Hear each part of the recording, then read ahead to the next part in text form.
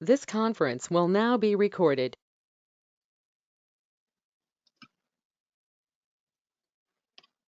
Okay, so this is about how to write a template, but prior to that, I would like to add a few things as an introduction to the part 3. I'm sorry really that, Dr. Rabba was very busy over the last week, and we really wanted a separate introductory session for those of, our friends who are new to part 3. So I'll just give an overview while we, wait for others to join as well. So part 3 is, in one word, it's a communication exam. Okay, and there is no alternative word to this. It is not an exam that you pass by learning up. It is not an exam that you pass purely on basis of theoretical knowledge. It tests your clinical acumen and your capability of arriving at a diagnosis, and what you do in your day-to-day clinical practice. It is just a simulation of the same. All right, so for those who are very, very new to part 3 itself, let me tell you, this is an examination wherein you will have certain stations. And what I mean by station is that it's like you are put into one station wherein you have a fixed amount of time.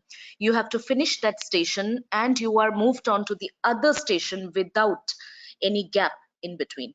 Okay, so presently, because of the pandemic situation, the part 3 is being conducted online.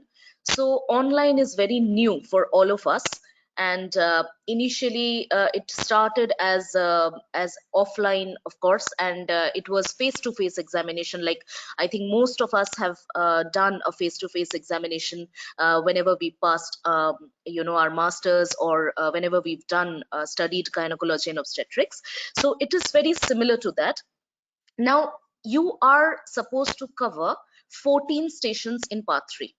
All right, and of the 14 stations, 9 are role play. Now role play is something which might be very new to most of you. Others may have had some idea. So role play stations are ones in which you are conducting a consultation, just like you would do in your day-to-day life, in your chamber, or in your hospital, or in your clinic. So that is something that we all do. Okay, we see patients, and that is exactly what you're supposed to do when you are appearing for a role play station. Now one extra thing which is there in part 3 role play stations are the presence. If I'm not wrong, there'll be at least 4 role play stations wherein you will have lay examiners also. So how is it going to look when you're sitting for an online examination? You're sitting in front of your laptop or computer, you have your webcam on, and you have a screen wherein you can see your patient. So that will be your main role player. Once you can do that, you will also find another window, maybe at some corner of your screen, where you can see the examiner sitting with a board in hand or a paper in hand, where he or she will be marking you. Now that examiner is a Royal College examiner who is your senior colleague. That person is a person from obstetrics and gynecology. So that person will be marking you on uh, your applied knowledge and rest of the things which we will be discussing eventually. The lay examiner, on the other hand, is usually a non-medical person, but somebody who is there to mark you and try to understand whatever you are trying to put across to your role player or your patient. Which means that if you are consulting your patient, your main role player, the lay examiner from the side will try to understand your whole conversation, and if he or she can understand what you are trying to say, he or she puts the marks to you. Okay, it is usually 2 marks that are given to the role player and 2 marks which are there to the lay examiner. Rest of it is marked according to certain areas which we call as domains. Okay, and these domains, there are 5 domains on which any candidate is examined and marked. Okay, so now you know the distribution of marks. It is mostly, you begin your station, you are observed by the lay examiner in 4 of the stations. They will be putting 2 marks. Your role player or your patient, after the end of the station, whether the patient is happy to see you again, whether the patient was happy with the consultation, that perception will amount to the 2 marks that you're going to get from your role player. Okay, the rest of the marks are given on the 5 domain by the main examiner. Okay, so this is how you are marked in those stations where you have 3 people on your screen. In offline examination, you will have a cubicle, and you will be sitting, entering the cubicle, and your question will be there just outside. It will be displayed outside the cubicle. You're supposed to stand there, read it, have your 2 minutes time. Now this is something you should be aware of. You are provided with 12 minutes of entire station time, which means you have 2 minutes of reading time, reading your question, planning your answer or planning your station, and then you have 10 minutes to perform the station. Okay, so 10 plus 2, and the 2 minutes you sent is spent outside the cubicle reading and planning. Wherein in a online examination, you're going to have the question in front of you, and you do not have any pen and paper. You are going to write. You have a small writing box, like most of the text box we use in our mobile phones. It is something like that, but you have to type it. Whatever point is coming to your mind, you have to type it and write it there. It will remain there throughout the station. You can edit, you can add, but it is there with you. This is the 2 minutes, followed by the 10 minutes of conversation with your role player. The rest of the role play stations, usually 5 of them, will only have a role player or a patient in front of you and no lay examiner.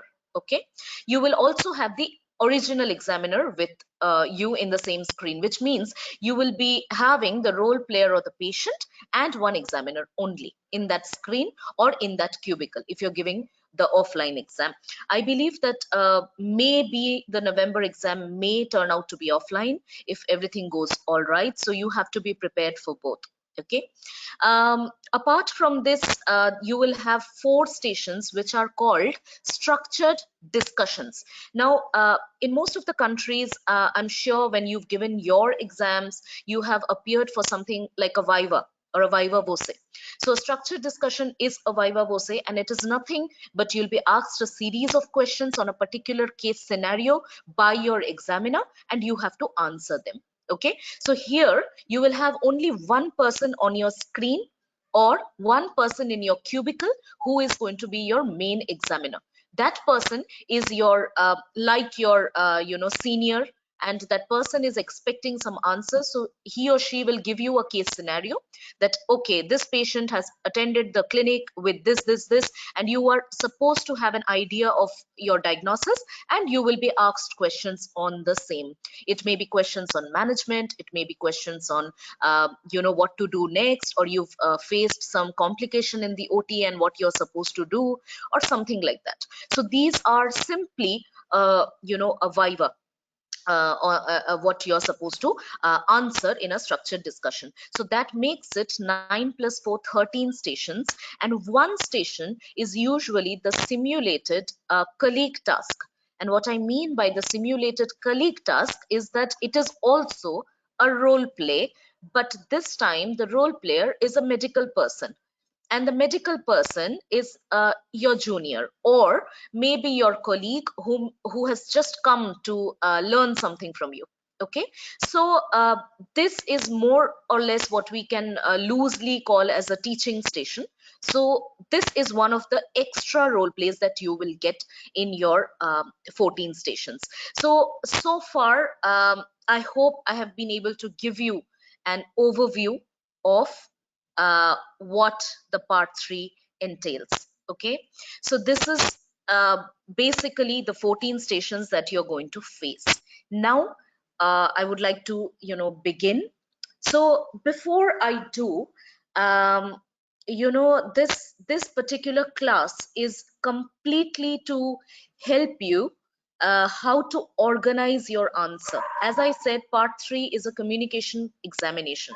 You have to be very, very natural. And that's my request to all candidates. Please bring your natural, self. You are a doctor, you've been treating patients, and you will be treating patients in future. So it is nothing but what you do in your day-to-day life. Please don't take this as a very difficult scenario that, oh my god, this is an examination. The more relaxed you are and the more natural you are, take it from me, you're going to pass in the first go.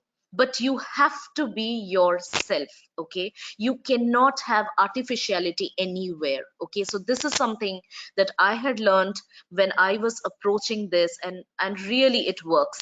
So your job is to be natural, and that's the first rule of thumb. You have to be natural. Okay, you're dealing with a patient, or you're dealing with a junior, or you're dealing with a senior. That's all right.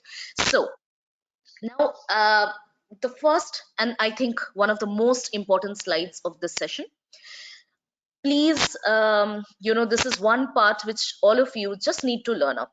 Okay, what I've given here is how to organize your station in a role play. Okay, so your job is to follow this order. Okay, so what I've started with is something called introduction and confirmation of identity. I will be going through each point one by one in in the next slides. So first is introduction, of course, because you're sitting in front of a stranger. The role player is sitting in front of another stranger, so you have to introduce yourselves. So introduce, confirm the identity of the person that you're about to consult, because it is very important. You may have the case notes of a person called ABC, and you are sitting in front of a person called XYZ.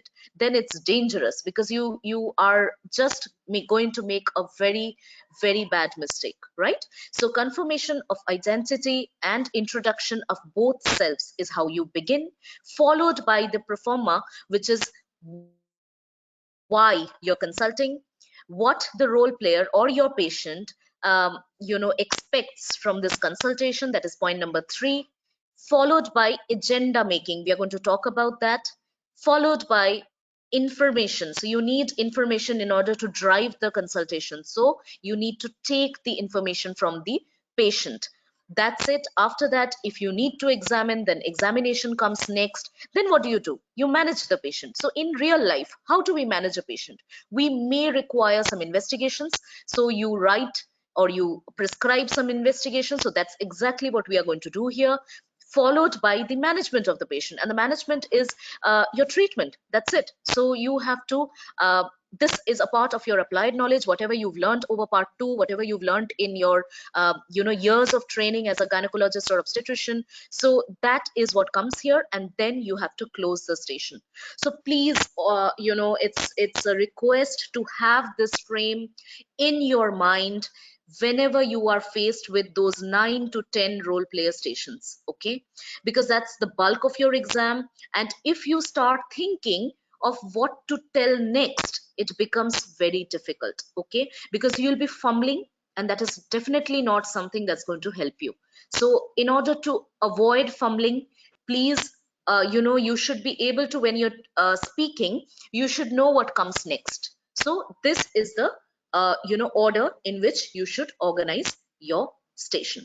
Aarti is asking, do we have to write a prescription? No, Aarti, we do not need to write a prescription. We just need to tell the role player that we are going to arrange for so and so tests for you, and why we are going to arrange that. So I will be coming to the description, but you need not write anything at all, not even in the offline examination, until and unless you're trying to explain something to the patient. For example, you want to show the neck of the womb, that is the cervix, and you need to draw it out. That is only possible in an offline examination or a face-to-face examination. Unfortunately, in an online examination, you cannot draw it out to the patient to explain, or you can't write anything at all. In fact, paper and pen is not allowed, and you'll be always observed during the examination that you're not using any paper or pen, because that will just rusticate you from the examination. So that is not what you are supposed to do. Okay, so Having said that, now I'll start from the very basic of this examination, because when I also started part 3, believe me, I had no idea of anything at all. So I can relate to most of you out there who find it very difficult to understand what is part 3. So I will try to make it simple. Okay. uh, so how do you begin a role play station? So when you begin a role play station, it is with an introduction. You introduce yourself, you introduce the patient's identity as well. So how do you do that? So for beginners, you can start with something like, hello, I'm Dr. Shreya. I'm one of the doctors in the, for example, antenatal clinic. Can I please start by confirming your full name and date of birth, please? You may also use age, but sometimes date of birth is what is given to you when you have the question in front of you. Most of the times RCOG exam questions have the DOB, or the date of birth, instead of the age of the patient. Okay, when we are practicing with each other, we are using age for the convenience, but most of the time you will find that it is the date of birth which is given. So because the date of birth is given, you also match that. Okay, so you ask, can I please confirm? The patient will oblige, the patient will tell you, and you're going to just match that you're seeing the correct patient today. Okay, now another very important thing, which most of us as doctors who are not working in the UK or the US are not aware of, is that how you would like to be addressed. Usually we have a tendency to presume, and we mostly use a certain name whichever we find comfortable, but that is something from today onwards you have to just rub out of your mind. Okay, in the UK system, and in fact in any other of the system which is like in US or in Australia, it is a very good practice to ask what the patient would be liked to be addressed as. Okay, so some patients, for example, if the patient's name is Martha Barton, for example, the patient may choose to be called as Martha instead of Mrs. Barton. And it may so happen that you've decided to call as Mrs. Barton and she gets offended. And it's very, very normal for patients to expect something. And if you are not calling them by that name, it may turn out to be difficult for you. This is more dangerous when it comes to a station of sexual and reproductive health module, wherein sometimes you are dealing with a trans man or a trans woman, and that person may have, for example, a female name, but the person is now a trans man, and you call by the female name and the person is really offended. Okay, so because we are not trained to look at it in that way, I would want all of you to know why I am telling you to ask, how would you like to be addressed? Okay, it's a safe way to begin your station so that you don't lose your station at the very beginning, right? So this is the first point. Another alternative way of maybe starting your station is, if it is a happy situation, you're about to see a pregnant lady who is just come for her checkup, or she's come with something, then you can just say that, okay, hello, I'm Dr. Shreya, and very nice to meet you. Can I please begin by confirming that you are Miss Martha Barton, and that your date of birth is so and so? Okay, how would you like to be addressed? So the person tells you, Martha will be fine, doctor. And you just say, okay, so hello, Martha. How can I help you today? Okay, so if this particular patient is your follow-up patient, or the role player is admitted, that is in the indoor, or this is a post-operative patient, okay, then you should know her name, because you are the doctor in that hospital. And even if the patient is not under you, for example, you do have some background information from your nurse or from your midwife about that particular patient, and you're expected to know about her. So please do not go and ask a patient who's been admitted for 2 days, excuse me, I'm Dr. Shreya, and can you just tell me, can I please confirm your full name? No, that's not how you go about. Okay, so setup is something that you should be aware of. And we have a term for this. It's called situational awareness. So when you are walking into a station, you need to be aware of your situation. The first situation would be whether this patient is known to you, whether this patient is admitted, or whether this patient has come to you in your clinic, whom you're seeing for the first time. That is one situational awareness. The second awareness is whether you're dealing with a happy station or whether you're dealing with a sad station. Somebody who's just lost a baby and come to see you is not a happy station, but somebody who's about to deliver in the next few weeks and has just come to discuss about the mode of delivery, very happy time for her because she's going to become a mother. So this is a happy station, or at least a station in which you may begin with, hello, nice to meet you, how are you doing? But on the contrary, if it is a woman who's just lost her child, please do not start with nice to meet you or glad to see you. No, she's not in a mental frame of mind to be happy to see you, right? So this is called situational awareness. And I need you people, please, when you have the question in front of you, your first mind, it should work out, okay, happy station, normal station, sad station. Where am I? I am in the antenatal clinic, or I am in the emergency, or I am in the indoor. Whom am I dealing with? Okay, this patient is in pain, or this patient is anxious, or no, this patient has come with her report. So this is situational awareness. So please, people, you have to be very, very clear about this in the very, very beginning of a role play station, when you're starting at the very beginning itself. Now, if the patient, like I have already put this, if the station is a breaking bad news, that's the, I've given a short form here, I'm sorry, BBN, but it's breaking bad news to a patient or an angry patient, please omit nice to meet you or glad to see you. Of course, she will not be so happy to see you. Now, coming to the next part, which is confirmation of the purpose of consultation. Now, very, very important. We've just introduced each other. I've just said I'm Dr. Shreya and I've confirmed that you are Martha Barton. And now, why are we here? So sometimes, in the UK system, there is a network of general physicians, so the GPs, and they are wonderful, wonderful people. They will be managing practically everything and literally everything for you.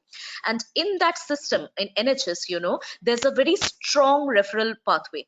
So what happens is, usually when a patient has some trouble, the patient walks up to her GP. All right, the GP is the first point of contact, and the GP would be treating her till such time that the GP feels that, no, I think now this patient requires a specialist attention, and you are the specialist. All right, you are not there at the GP surgery or the GP clinic. So when you are receiving the patient in the hospital, you need to know something about the patient, and that something comes in the GP letter.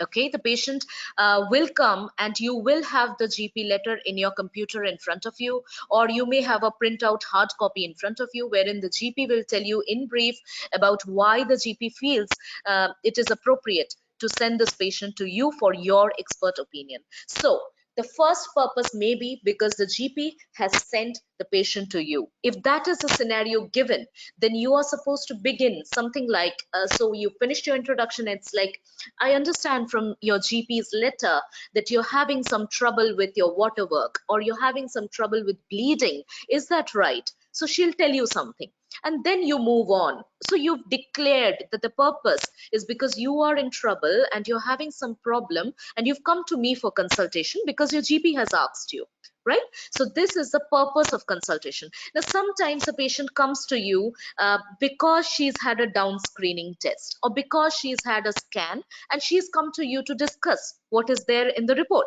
which is very normal for all of us, right? We all do that. So you go on to say that I can see that you've just had your scan and you've come here to discuss about that. Is that so? So the patient will tell, yes, doctor, I just had this and I don't know, I think there's some concern, or would you tell me if it is all right? Something like that, right? Okay. Some other stations come up wherein you are seeing the patient because the patient is about to undergo some procedure. For example, the patient is booked for hysterectomy, or the patient is booked for a laparoscopy. Now, we all have done that in our hospitals, haven't we? We have seen patients whom we prepare for an operation. Now, whenever you are doing that, there's a very important uh, what should I say, criteria in NHS and in this examination, and that is consent taking. Okay, they expect us doctors to be thorough with the procedure and tell the same to the patient, and the patient should be able to give an informed consent in your presence. All right, now this may be very new to many of you, because I can give you the example of my country. In India, usually consent taking is not always done by the person who's going to do the surgery. Okay, usually consent taking is either done by some junior, some other person, or by the nurses or something like that. So here the practice changes. Here, if not the consultant who's going to perform the procedure, at least somebody who has an idea about the procedure, like a gynecologist or an obstetrician, maybe a senior, maybe a junior, will be taking the consent, and it is usually a doctor. Okay, a nurse sometimes can also take a consent, for example, in case of ligation in a family planning clinic, but you have to again meet the patient to go through the consent with her. Okay, so this is the difference. So suppose the patient has come before a procedure, you're supposed to say, okay, so I can see that you've been planned for a hysteroscopy. Okay, so what I'm going to do today is I'm going to just take you through the procedure, maybe talk about some risks and benefits, and then we can also discuss if you have any concerns about the procedure also. Okay, something like that. So you declare your purpose. Okay, now suppose your scenario is where the patient is in a labor room. Okay, and the patient is in labor, and she's having some some problem with the progress, or maybe the midwife has just paged you or pinged you that, no, please doctor, come down, because I don't think that the CTG is going right. Okay, if that is the situation, then you are going to check her, right? And it has happened to most of us. Whenever we are on call, we are called in to see some patient. So when you go there into the room, you're introducing yourself, introducing her, confirming her identity, and tell that I have come today to check, because the midwife has some concern with the baby's heartbeat or something like that, whatever is the scenario. If sometimes the station may not have much information, and you're given just a line about you're about to see Miss so and so, and she's just come to talk to you about some problem that she is having. So very vague, nothing is given. What problem, what is the situation, whether she's pregnant, not pregnant, we don't know. If that is the situation, do not panic. Please just start with an open question, like, can you tell me, Martha, what brings you here today, or how can I help you today? Okay, so that will make the patient open up, and the patient will come to you and tell you that this was the issue, and I have been wanting to meet you because I really wanted to know. So she'll tell you everything about that. Okay, so this is about the purpose of consultation. Now, about the slide, in the very beginning, let me tell you, there are three words I've given here. One is idea, second is concern, third is expectation. Now, all of these three things pertain to your patient and not to you. Okay, now this is again something which is new and very different from most of our day-to-day practice, but this is a beautiful approach to a consultation. And if you can inculcate this in your day-to-day practice, believe me, after part 3, and I'm sure you'll pass that, after that you're going to be a very different doctor. Okay, so the whole idea behind this is to avoid any kind of confrontation, avoid any kind of, even I would say, litigations. Most of the medical litigations that we doctors are facing in our day-to-day life is because we have not been able to address the main concern of that particular patient. And it is our fault, because we have not been able to identify what was worrying the patient the most and what we are missing here. Okay, so this particular slide teaches you to ask the patient, what she wants. Okay, so first and foremost is what do you mean by idea? So idea is what is her idea about her problem. Okay, or for example, if it's an infertility station and a husband has come down to you, or a male partner has come down to you with infertility issues, what is his main concern?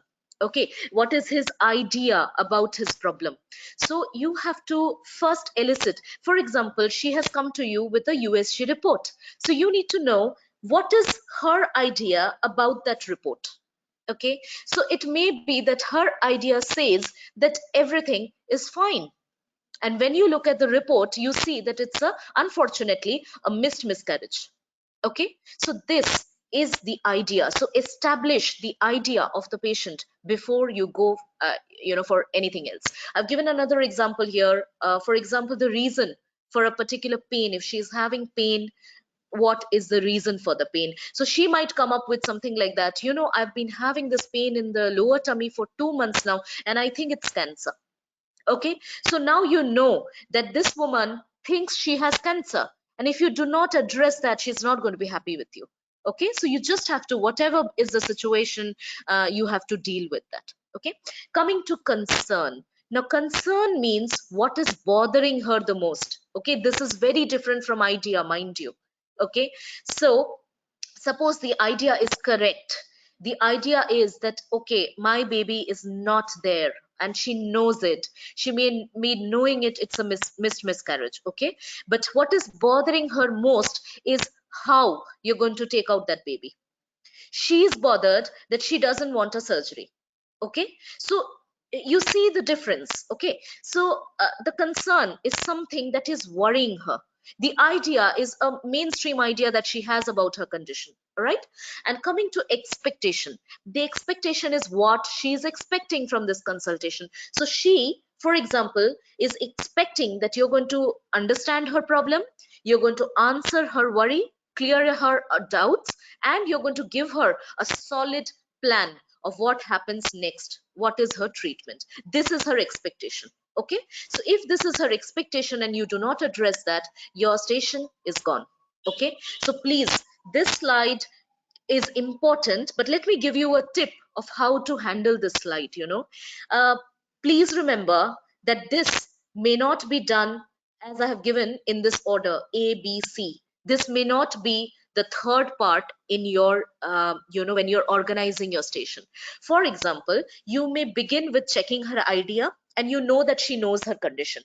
Then you go on to completing your other questions, your history taking, whatever you want. And before you are starting your management, you try to explore what is her concern. You try to explore, for example, that what else does she expect from this consultation. Okay, so it doesn't mean that you have to complete idea, concern, and expectation at the very beginning of the station. This is one of the tips that you should not forget when you're approaching, because you are not expected to be a robot. Number one, number two, number three, and number three comes now, and if I miss it, no, I cannot say it anymore. No, that's a wrong idea. Because think, in your day-to-day natural life, do you follow a template? I don't think. None of us follow a template in our day-to-day life. Then why are we trying to do that here? Here you're trying to do that so that you are organized. That's all. Because an organized doctor gets a lot, and trust me, a lot of marks. Okay, but if you are just jumping from one area to other, and you have no direction of your consultation, you just began and then you went on to, okay, I'll just put up and I'll just write a ultrasound for you.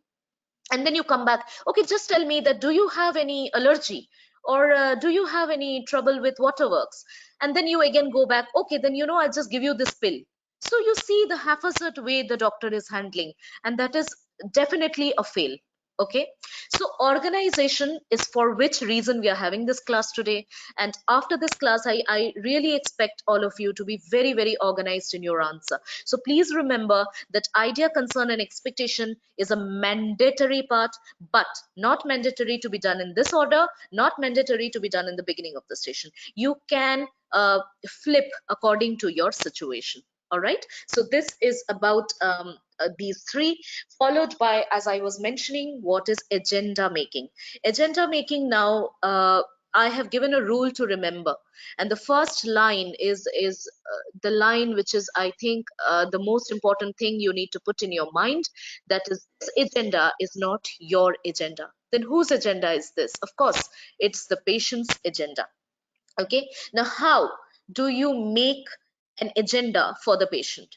It is not yours. So for example, I believe I'm sitting in the clinic today, I have this patient lady coming up to me, and I find out that she is a lady with postmenopausal bleeding. I make up an agenda in my mind. Okay, I'm going to ask her some questions, and then I'm going to just tell her that these are the tests you would need, and I'm going to tell her when to come back to me. No, that is not how you put your agenda. Then what are you going to do? It is, you know, this is what you should do, right? You're supposed to ask questions, come to a diagnosis, uh, provisional one, ask for some tests to support your diagnosis, and give a plan, right? Now, how to put it to your patient's liking? So you ask her, what do you ask her? You ask her the previous slide, you ask her this, you ask her for her idea, you ask for her concern and what she expects, and then you make your agenda. So you tell her that, okay, so today I understand that you've come here to discuss your results. Is that correct? She will say yes. And so what do you think is have you got any idea about your report? So she'll say, no, doctor, I've not been told, but I think there's something wrong because I was watching the doctor who was doing my scan, and I think something is wrong. So then you would say, yeah, so okay, so you know what I'm going to do today? We will be eventually discussing about your scan, and we'll come up with a best plan for you. But before that, I need to ask you a few questions because we are meeting for the first time, and I may need to examine you quickly. We also might require to arrange some tests. Okay, and then we can come to a plan together, and if you have any concern, you can always ask me. So how do you think, what do you think, this plan sounds good? So this was an agenda making, and you were involving your patient while you were making your agenda. Okay, so you give a layout and involve your patient. Ask her or him that, what do you think about this? Does this sound what we are going to good, that this is what we are going to discuss in this 10 minutes? So he or she will say that, I was also wondering, doctor, if I could know more about so and so injections or about this drug. I'm not really interested in surgery. Sure, then you go on to make your agenda in a way that you're only describing maybe the medical management of a particular thing. Okay, so this was agenda making. It's a good practice to complete your agenda making by something like, at the end of the discussion, I would like to document whatever we have discussed, and then I may also, if you would like, I may give you some written information which are known as patient information leaflets, or PILs. Okay, so written information are information which are published not only by the Royal College, they are also published by various trusts, various hospitals, and they are on a wide variety of topics, and they are very helpful because they come in a very what should I say, simple language for the patient to understand. And your job is actually half done by the patient information leaflet. So whatever you could explain in the 10 minutes, you give the information so the patient has more knowledge about her condition. Okay, and you can also end that, please don't hesitate, you can just stop me if you have any doubt. Now, coming to the the main part or main body of your station. So just to recap, you've already introduced, you've done the purpose, you've elicited some idea, maybe elicited some concern, and you've thought of an agenda. Now you begin the body, and your body is about history taking. Now, information gathering is just another word for taking medical history. Okay, it's nothing but history. So how to begin? Now, before we go on to the history template, you should know a few rules. And the first rule, I keep telling this to those who practice with me or when I take a class: please do not repeat information already given to you. Okay, so you will have a lot of information in your question. please make sure that keep in mind that you're not repeatedly asking what has already been provided, because this gives a very wrong signal to the examiner. The examiner will only perceive that you are a doctor who is very absent minded, and this doctor does not even read the question properly. Okay, and if you cannot read the question properly and you keep on asking that question, your marks go off. You do not get marks in that particular domain. So please, that is the first thing. Note down, if it is helpful for you, that okay, this is given to me and this is what is missing, right? So that I need to mention, or I need to ask. So begin your history taking with an open-ended question. Now there are two types of questions which you need to be aware of. One of them is called an open-ended question, and what I mean by an open-ended question is wherein the patient will give you the answer in paragraphs, in statements. Okay, so it is a question where it is open to a lot of discussion. So example would be, tell me more about your problem. Very common opening statement, and it's a very good opening question. Or, how may I help you today? Or what brings you here? So the patient will start off with whatever is her presenting issue, what is her complaint, and so on and so forth. Okay. Closed questions, on the other hand, are those where the answer is a yes or a no or a quantitative answer only.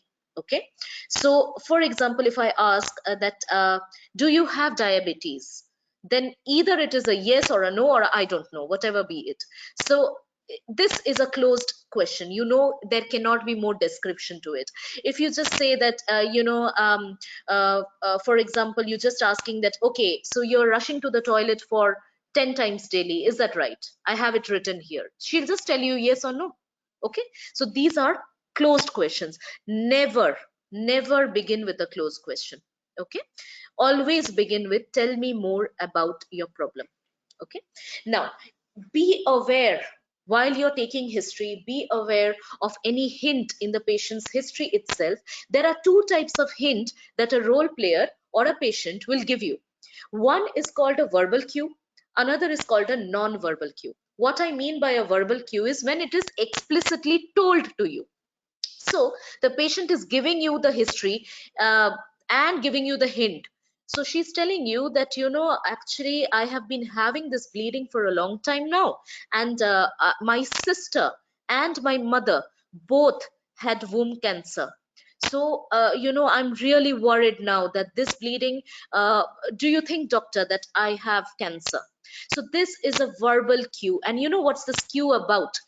This cue is about her concern and her expectation from you, right? So your job is half done when you're taking a history, asking about bleeding. She tells you this, that's your hint. So your job when you're giving the management to her would be to address whether this is really or can be a cancer, and whether or not she is correct in worrying about this. Okay, so this is a explicitly spoken hint for you from the patient, right? But sometimes it can be non-verbal. So non-verbal is more difficult to catch, and for this you have to be very attentive to your role player's expression.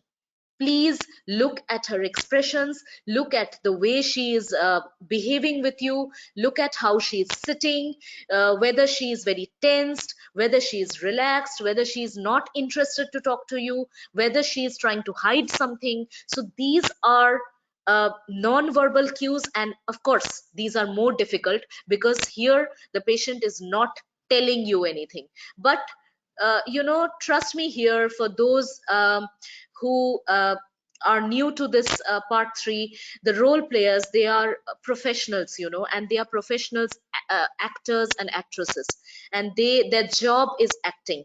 So they are that good.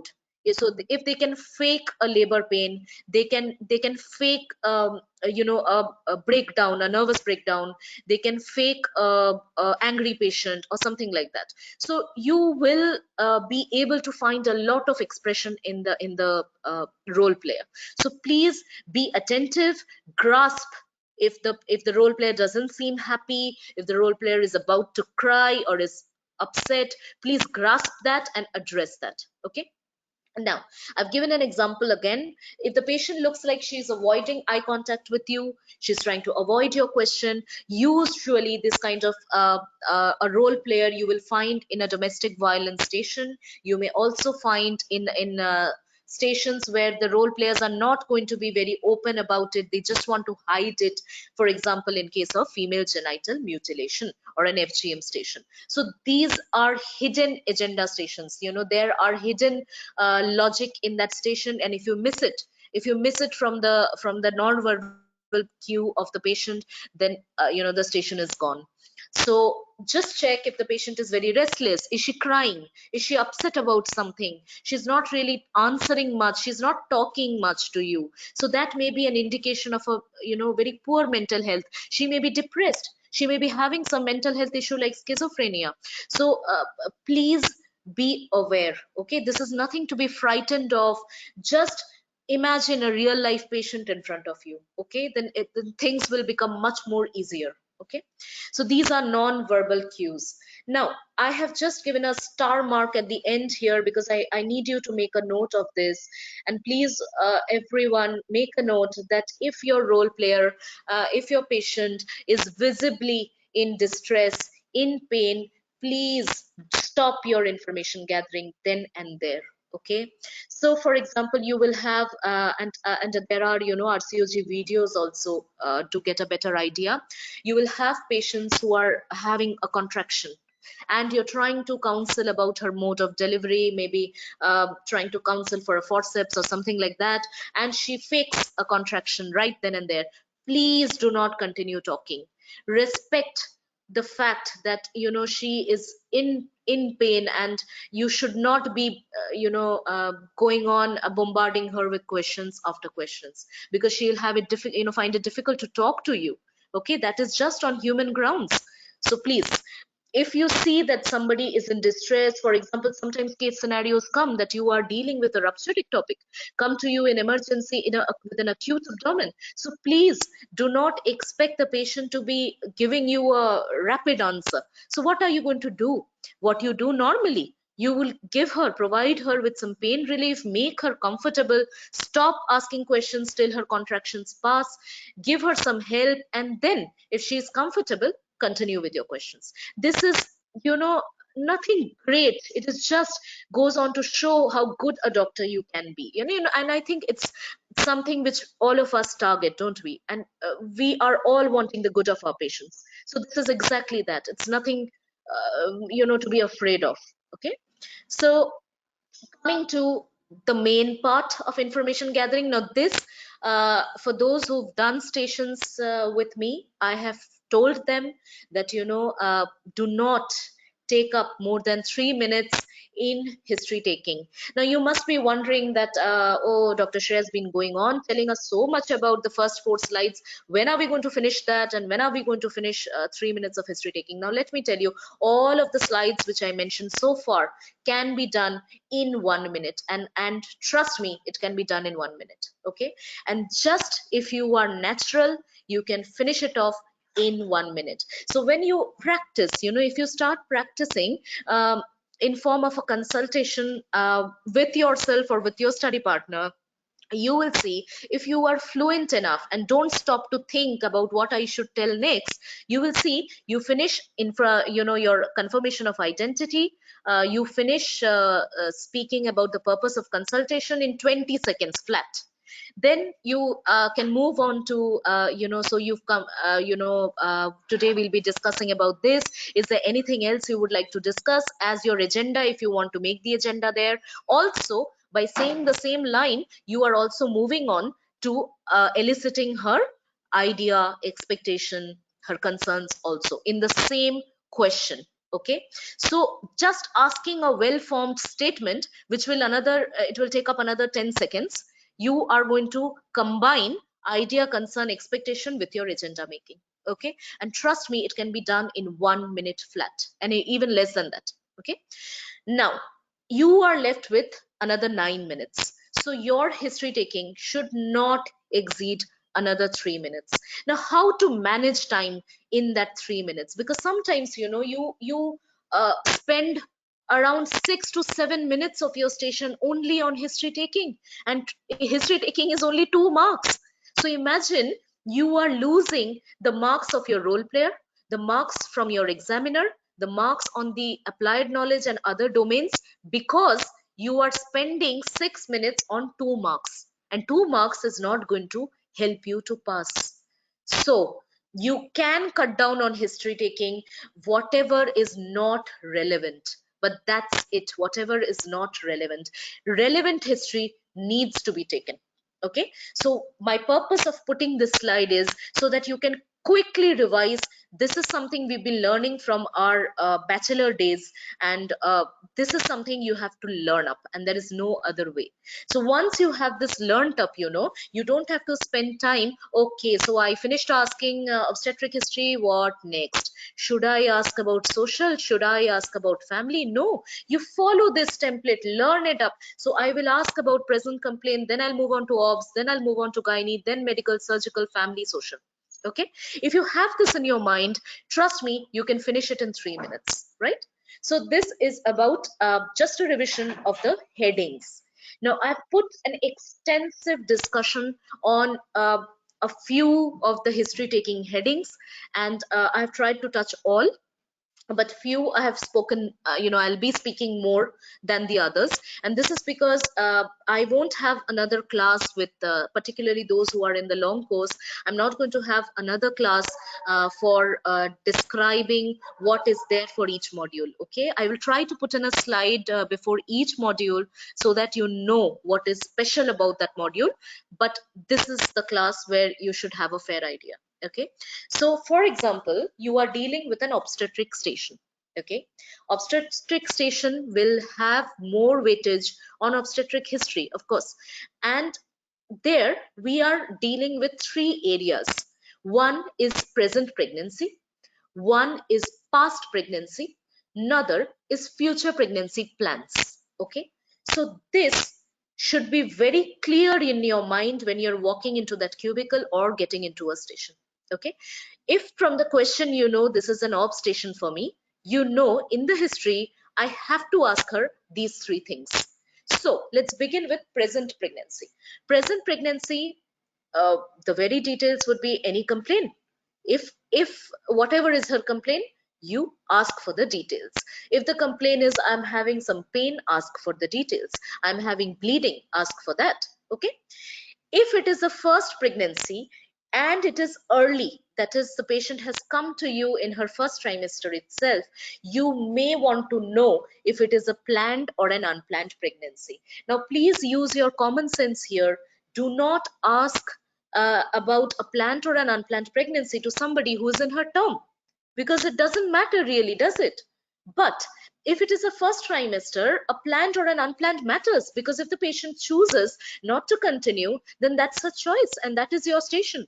Okay, so please, if it is a first pregnancy, uh, ask if it is planned or unplanned, and also if it is a planned pregnancy, and that she is happy to continue, then you may even tell her congratulations, so happy to hear that. And this just brings the role player on your side, and she'll be like, okay, I like this doctor is happy for me. Okay, so this is just a part of building your relationship, your rapport, with the patient.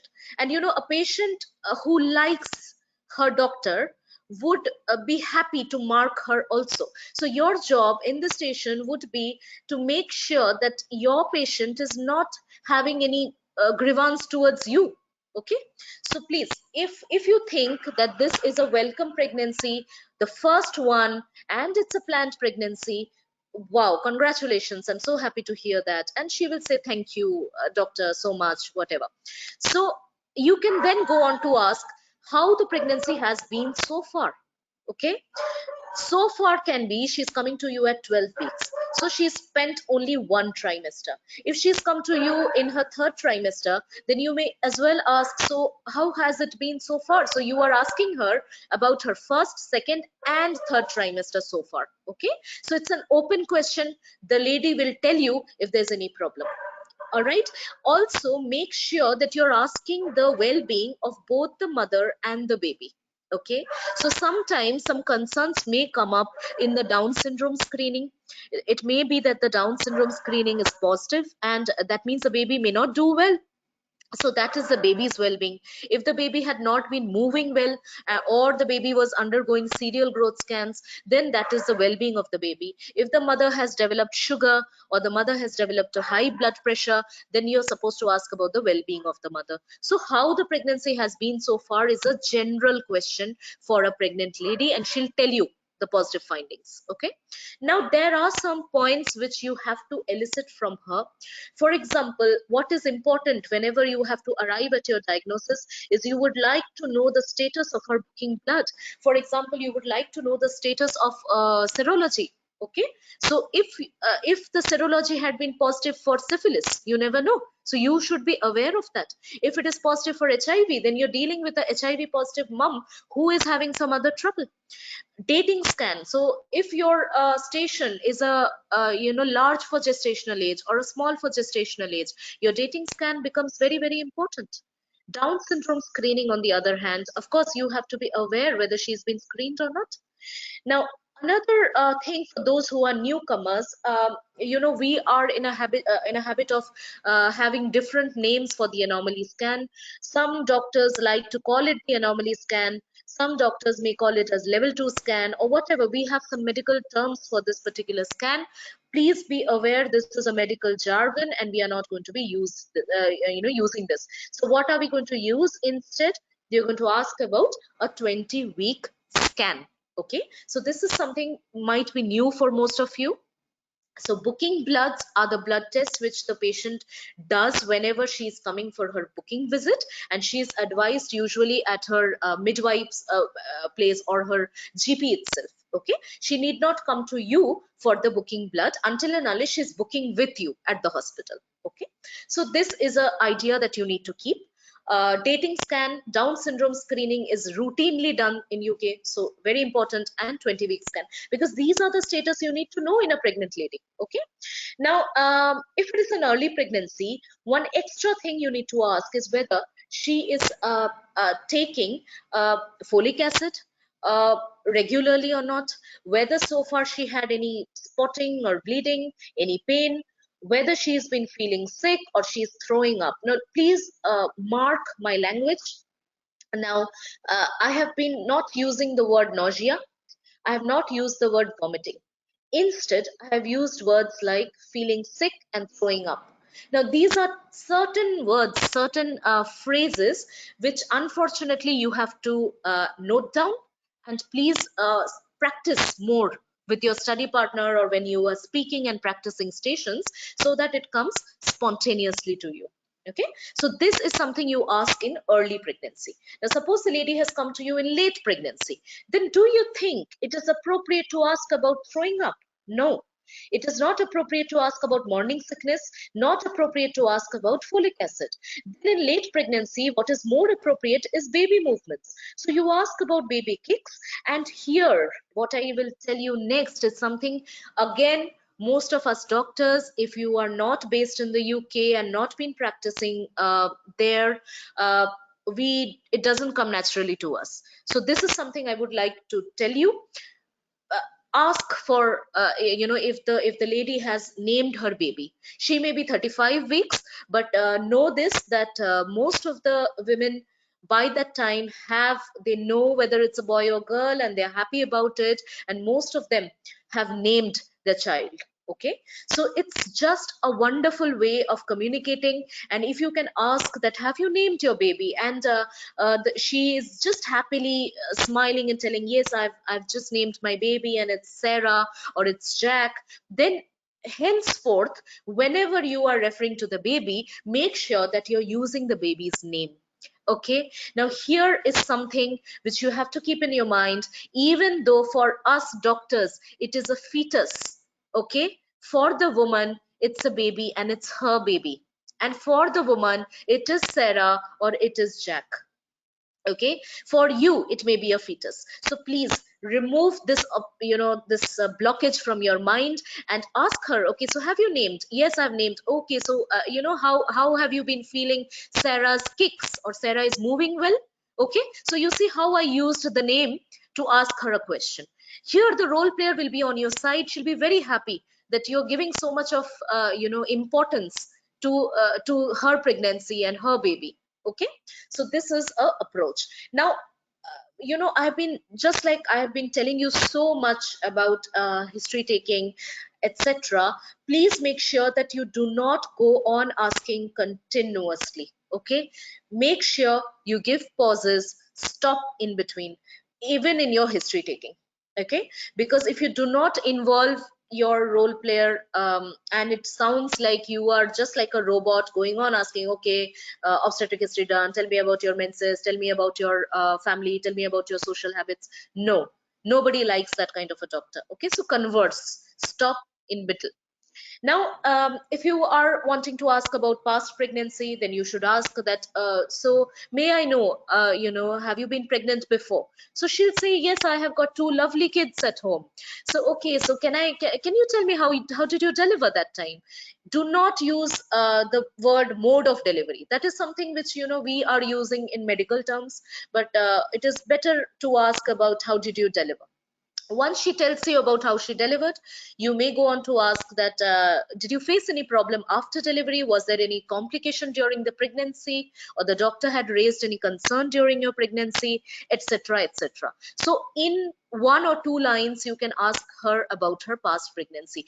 Very much relevant if it is a station of a VBAC, if it is a station of, for example, where you know that it for example, PIH, where it may be repeated. Okay, so now you also have some stations wherein the importance comes, where baby weight becomes important in the last pregnancy. Only in those stations you may ask about baby weight.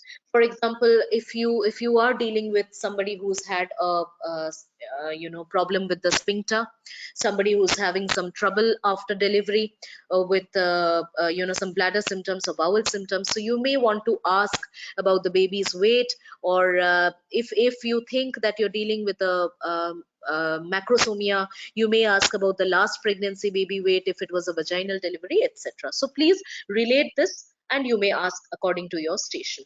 You can also ask about how the baby is doing and ask name. This I have already told you in the last slide, but this is for a past pregnancy. So if the baby is doing fine, you may ask, that, okay, so may I know the name of your kid? She will say something. You can say, how is she doing? Is she fine? Because, this becomes very important in certain stations where this time it's a very high risk pregnancy, and you really don't know if the baby is going to make it or not. So that time it becomes very important if the child she has at home is also doing well, or the child is having some trouble, is a special child. That time it becomes very important. Okay, if you have a scenario where there is a past miscarriage, okay, then you may ask a few questions about the miscarriage. But before you start, please signpost and then ask. Okay, and anybody in the class has any idea about signposting? Can you help your friends? Anybody can tell me a little bit about how you would like to signpost?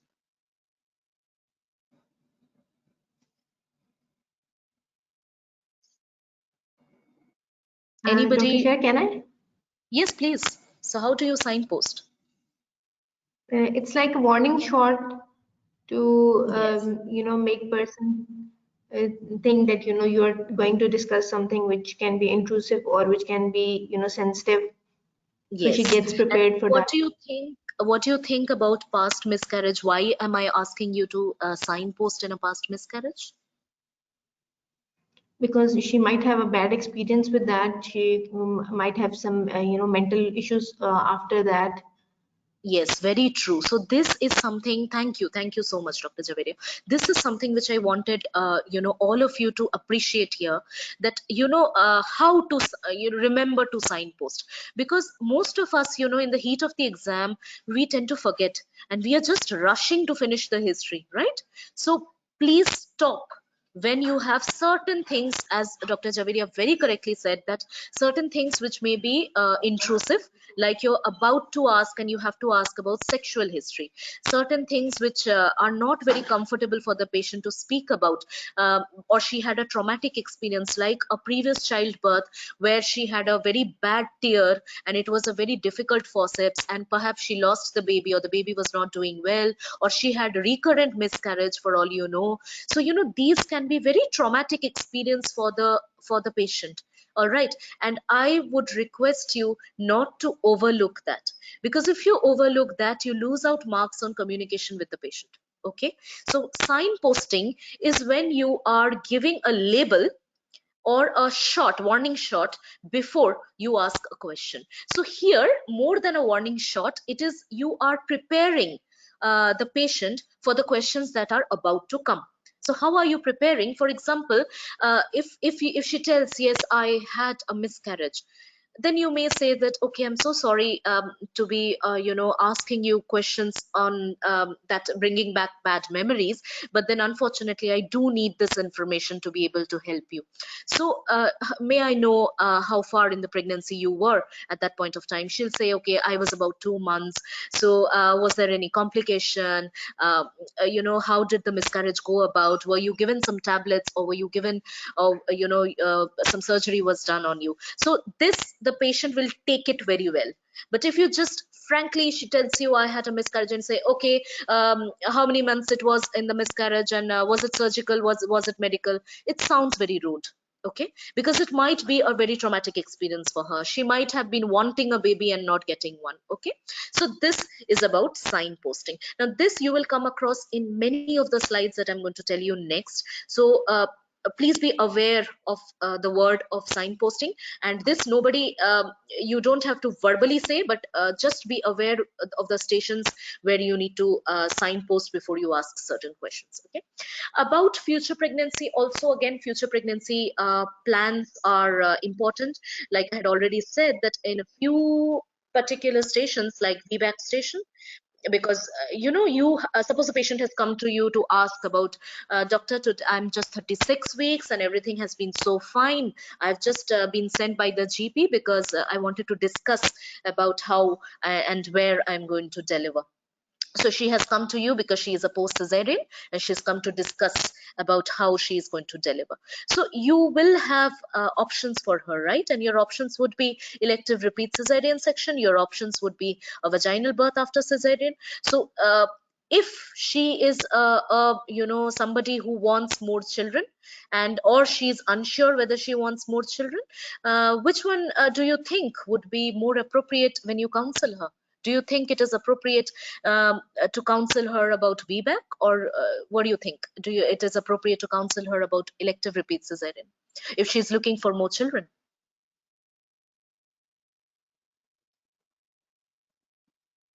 So what do you think?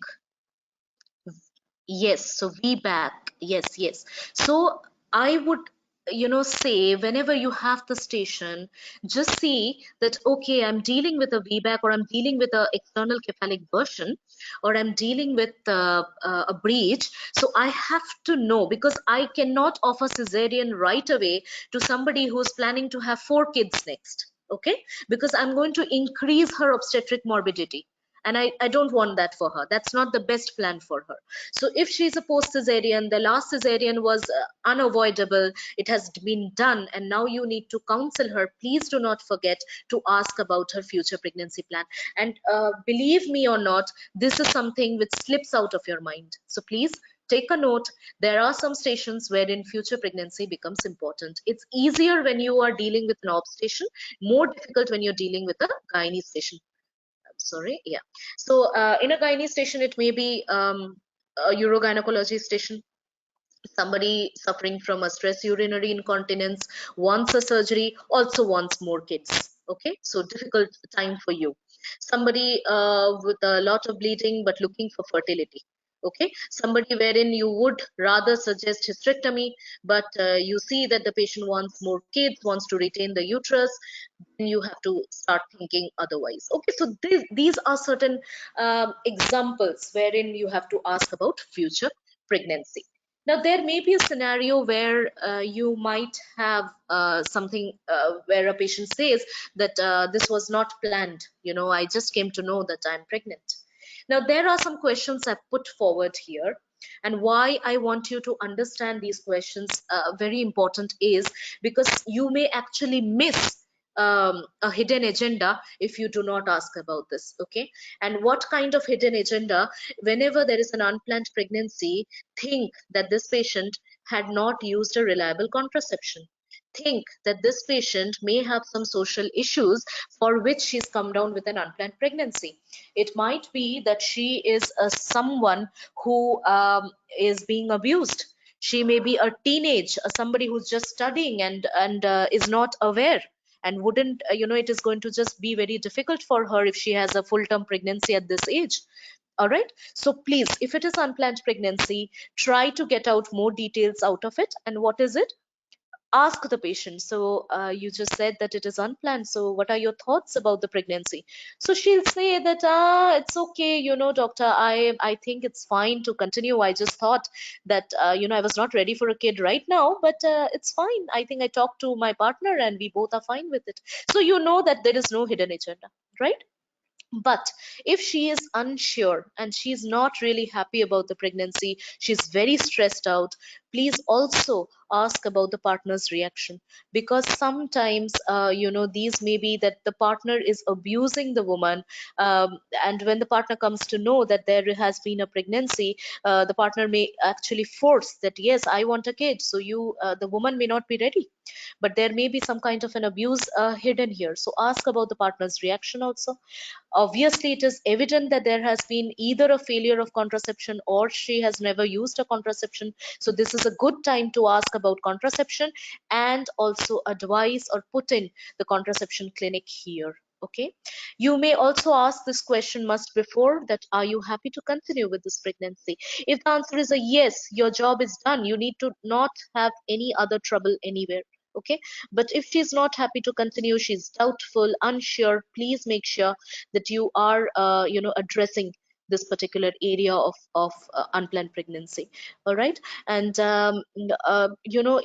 if in your history, obstetric history, you find that the past pregnancy was something which is traumatic, I have already told you this.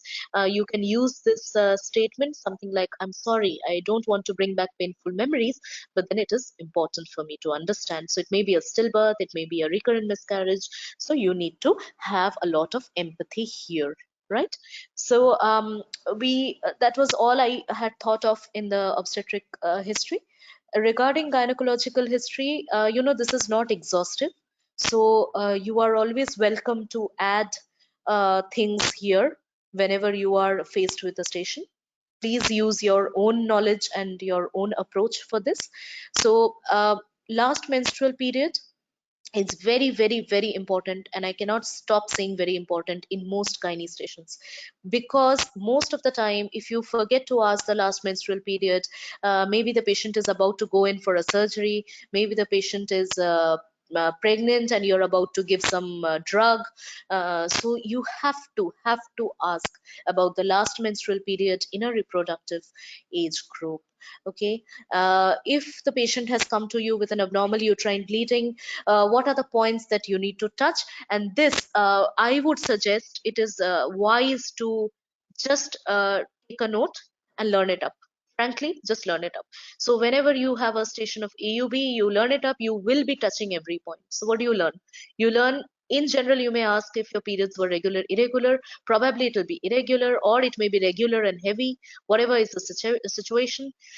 So what are you going to ask? You're going to ask, is it heavy? Okay. Do you have a very heavy bleeding, or you recently noticed that you're having a lot of heavy bleeding? Is it prolonged? How many days does it last? Okay. Have you noticed any bleeding in between your periods? Okay, so this is, we are talking about the intermenstrual bleeding here. Have you noticed any bleeding? And here again, as Dr. Javeria said, see, look at the red flag here. The red flag is you're going to ask about a sexual intercourse or sexual history. So in one line, don't spend so much of time here. Just if you're routinely asking, so have you noticed any bleeding in between periods? And please, I will be asking you some intimate questions, but then it is very important.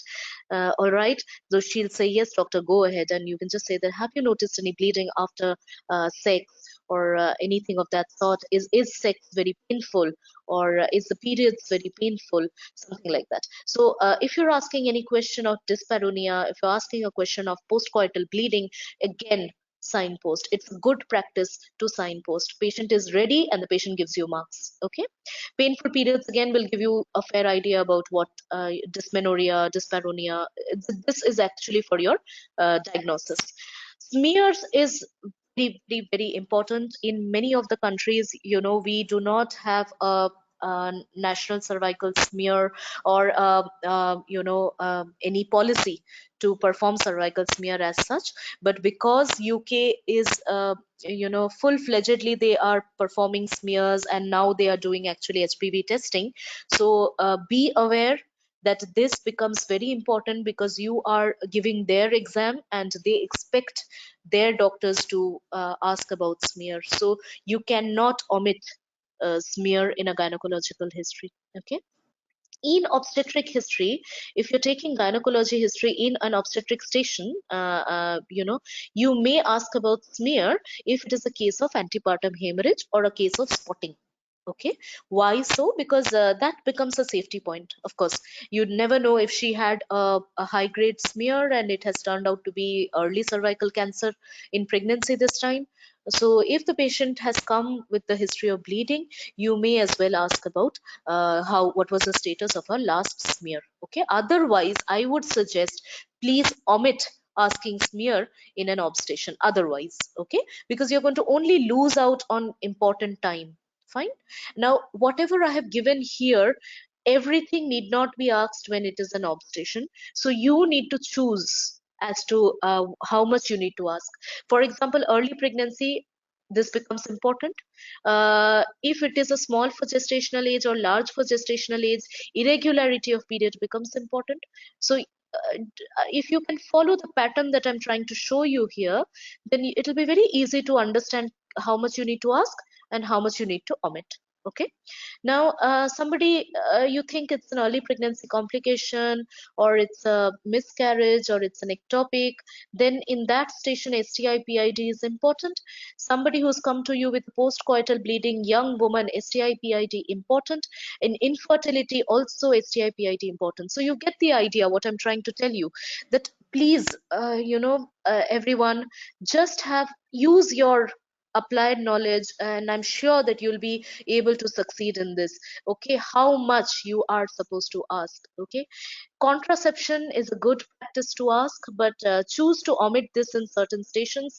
For example, if you are dealing with somebody who has come with a planned pregnancy for counseling, like a maternal medicine station, she's come to know, then you have to mention contraception, because it is very, very important. If she's come for pre-pregnancy, this is like your the main thing that the examiner will wait to hear, whether you're touching on contraception till such time that she is ready for or fit for pregnancy. Okay.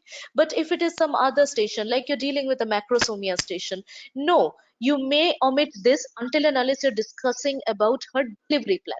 If you're discussing about delivery plan, you may go on to say that, okay, I will put forward effective contraception for you. Otherwise, during history taking, you may completely omit this. Okay. Unplanned pregnancy, again, this becomes important. Planned pregnancy, this is no longer important. Okay. So please understand what you're going to ask. If the lady is menopausal, you all are aware, you have to ask about hormone replacement therapy. So this is something that cannot be, I cannot make it exclusively for one particular case. You have to modify according to your needs. Now, medical and surgical history. Now, this I have given in this way so that you do not miss out the important points that the UK people expect you to ask in a medical history. Okay. So in medical history, you may start with an open question like, do you have any medical issue? You're following your GP for any medical issue? That's a good way of asking. So the person may tell you, yes, doctor, I just came to know that I have high blood pressure and I've been taking medicines, and I've been doing fine after that. Okay, so you know from there that, okay. So what are the questions that become important in medical history? And why I've given this in caps is because this is something which slips off our mind, particularly those who are practicing, more towards Middle East, or there are doctors who are practicing in Southeast Asia. This area, are the idea of venous thromboembolism or clot being very rare or less common. We doctors usually do not have a very frequent habit of asking about clots. But please, for the sake of this examination, do not forget clot, because it's very, very important in their country, and they are very strict about the history of venous thromboembolism. Okay, so this will come under your medical history. You may also choose to ask another question, and I like using this. I will give you when I like using this. Usually, when I know that in the station, medical and surgical history is routine, and I don't have to worry much about medical and surgical history, then I simply ask, are you in general fit and well? Okay, any surgeries? That's all. And you're done. In 10 seconds or 5 seconds, you get a yes or no answer. Okay, so this is a good way of asking if you do not have to take an extensive medical and surgical history. All right, so now this becomes your question, in opening question.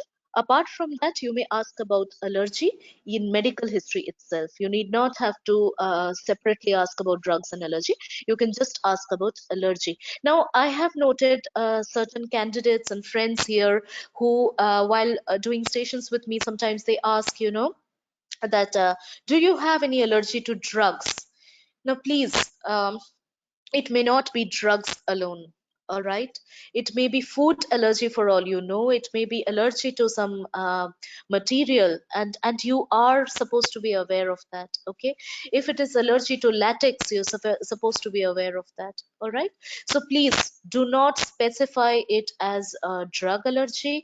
You may just give a generalized question as, do you have any allergy? All right, and if ever in your station the answer is yes, please go on to ask, can you tell me what had happened that time? Did you develop any rash? Was there itching, or what happened? Was there any breathing difficulty? Okay, why I need you to know is because, for example, if the lady tells you, I have an allergy to penicillin, doctor, and you would like to ask, can you recollect what had happened? When you took penicillin, so she'll say yes, and I had this red sore like areas, and they started itching. So you're dealing with a milder allergy, which is only limited to rash or urtic area. And if the patient goes on to tell you, my god, I got swollen and I could not breathe and I had to be rushed to the hospital, you're dealing with a near anaphylaxis like situation, and that's a severe allergy that changes the way you plan your management. Okay, so please, all of you, take a note of this. And if there's a yes to the allergy, very important patient safety point. Clot, very important patient safety point. Please ask further. If she says yes to clot, you ask further, what happened? Can you tell me? Okay, now blood group is asked in medical history. So you have to ask about blood group, particularly if you're dealing with an obstetric station, and whether the person has any reservation or any inhibitions towards blood transfusion, particularly Jehovah's Witness. For those who are not very aware, Jehovah's Witness are a set of people who, they follow a particular cultural religious belief, and they do not take blood. Okay, so they refuse blood transfusion, so they are known as a Jehovah's Witness. And you cannot, it is rude to ask a woman, are you a Jehovah's Witness? So please don't make that mistake. Instead, you can just ask that, so do you have any reservation towards blood transfusion? If she says a yes, then you know you're dealing with a Jehovah's Witness. Okay. Now, asking about medications overall is a very good idea. Here I have mentioned only herbal medications, but please be sure this is not only herbal. I need you to ask about other drugs also. So please be aware if she is taking any drug prior to coming to you. That drug may be an antihypertensive, that drug may be a proton pump inhibitor, that can be a herbal drug. So please ask her if she is taking any drug regularly. And this question, in fact, is best asked when the patient presents to you with a problem, and you can ask, have you taken any treatment for this? Have you taken any tablets for this? So she'll come up with this in the very beginning itself. You need not repeat it in the medical history again, right? So this was about medical history. In surgical history, a very common question is any operation in the tummy or down below. Okay, so now this may be very new to some of you. So just so that you are habituated to the way of speaking, this is the way of speaking. No abdomen here. Okay, so please do not use the word abdomen. You use the word tummy. And down below is something which English people use when they are trying to describe the vulval area or vagina or anything to do with the female external genitalia. So that makes it down below. Okay, so please, this is something I'm sure many of you are not really habituated with. So please try to inculcate this in your when you're taking your notes, and try to practice this more and more. Now, if the patient has a surgical history, there are three things you should not miss and should not miss. There is no alternative. Okay, what are they? If she says yes, I removed, got my womb removed, then what is it? Okay, so how was operation done? Was it through a cut in your tummy, or was it from down below? So whether it was vaginal hysterectomy or whether it was a abdominal hysterectomy. So that is the route for you. Why? Because then incision becomes very important for you. If you are planning a laparoscopy for her, you need to know whether you had any incision in the abdomen or not. Okay, any complication at that particular time, any issues during her recovery, because for example she might have had a clot or a VT while she was recovering from hysterectomy, and now she's come to you with a valve prolapse. So she's a very high risk for you. And if you miss out this or you miss out this, then you're done for good. Your station is lost. Okay. So please be aware of the points that I'm just like pointing out to you, because believe me, I've given nothing extra here other than what is important for you. Family history, I've kept it very short because usually not much to ask. If you're dealing with a cancer station, or you're dealing with ovarian cyst, or somebody with endometrial hyperplasia, you would like to ask if there is a family history of cancer, breast, ovary, or womb. But now, my friends, please, where relevant is the important thing here. I have had friends practicing with me who say that actually you don't require the family history of cancer at all, and they just in the flow of taking the history, they ask, okay, any family history, do you have any cancer? And trust me, the role player will be very taken aback. Cancer? Oh my god, doctor, you're asking me of cancer. Do I have cancer now? Okay, so no.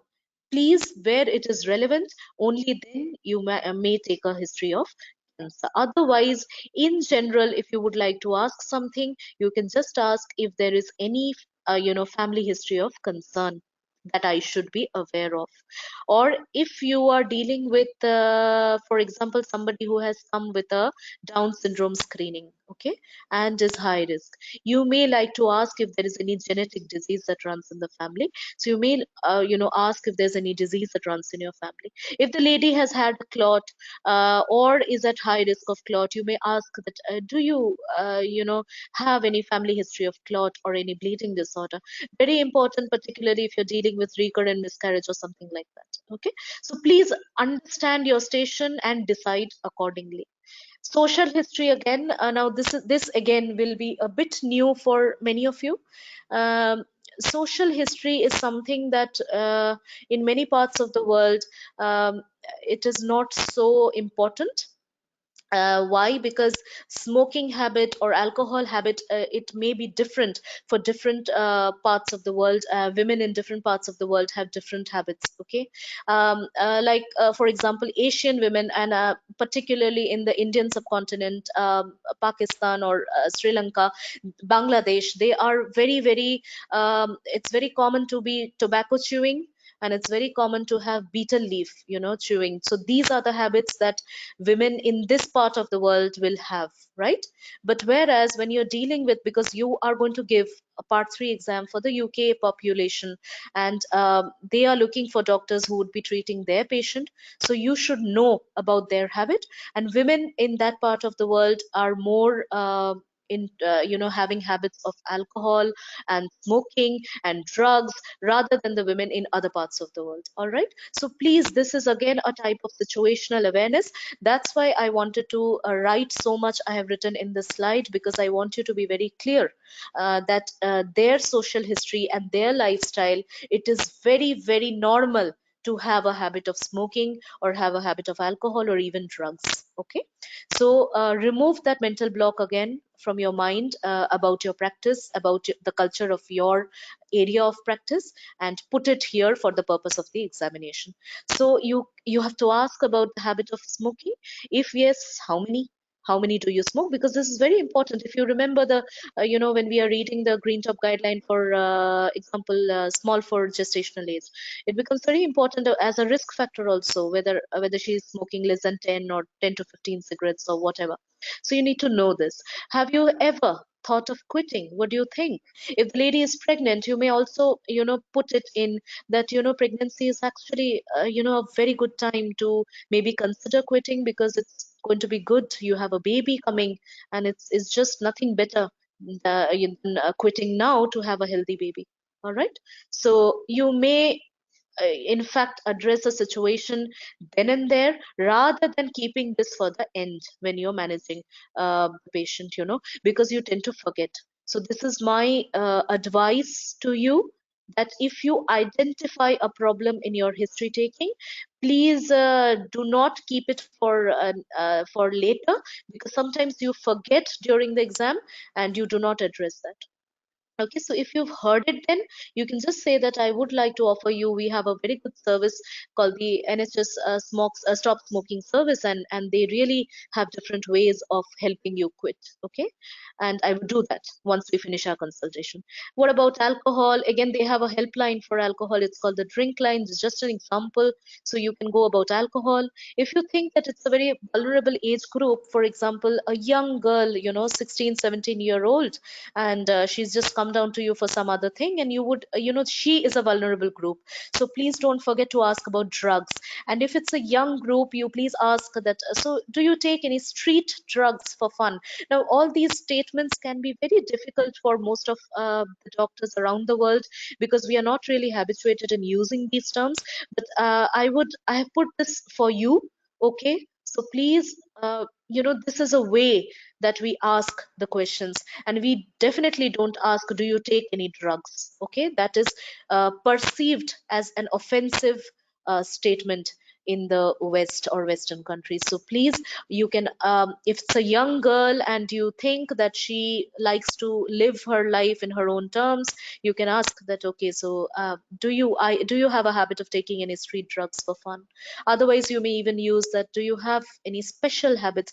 This is a very good way of speaking, particularly if you're dealing with an older age group, somebody who is no longer a teen, and but still you believe that this person may be doing some abuse, and for example, cocaine abuse. Why I have put this here, this time in the examination, there was a station where the lady had a history of cocaine abuse. So this is important, and do not forget to ask about special habit or drugs for fun. And if the answer is yes, You may ask about details. You may ask about if she's taking any injections. Details means some may resort to drugs which can be snorting, snorting or taken through nose, and some drugs are taken by intravenously. So they are the IVDUs. So if you're dealing with the station of HIV or HBsAg, injections for IVDU becomes very, very important. So you need to ask that. Okay, what type is that? Hard drugs. Hard drugs are usually injectable drugs. And one safety point here is to ask about the partner, because usually, couples may be in it together, and if you are helping the woman and asking about the partner, you may help the partner to come out of it as well.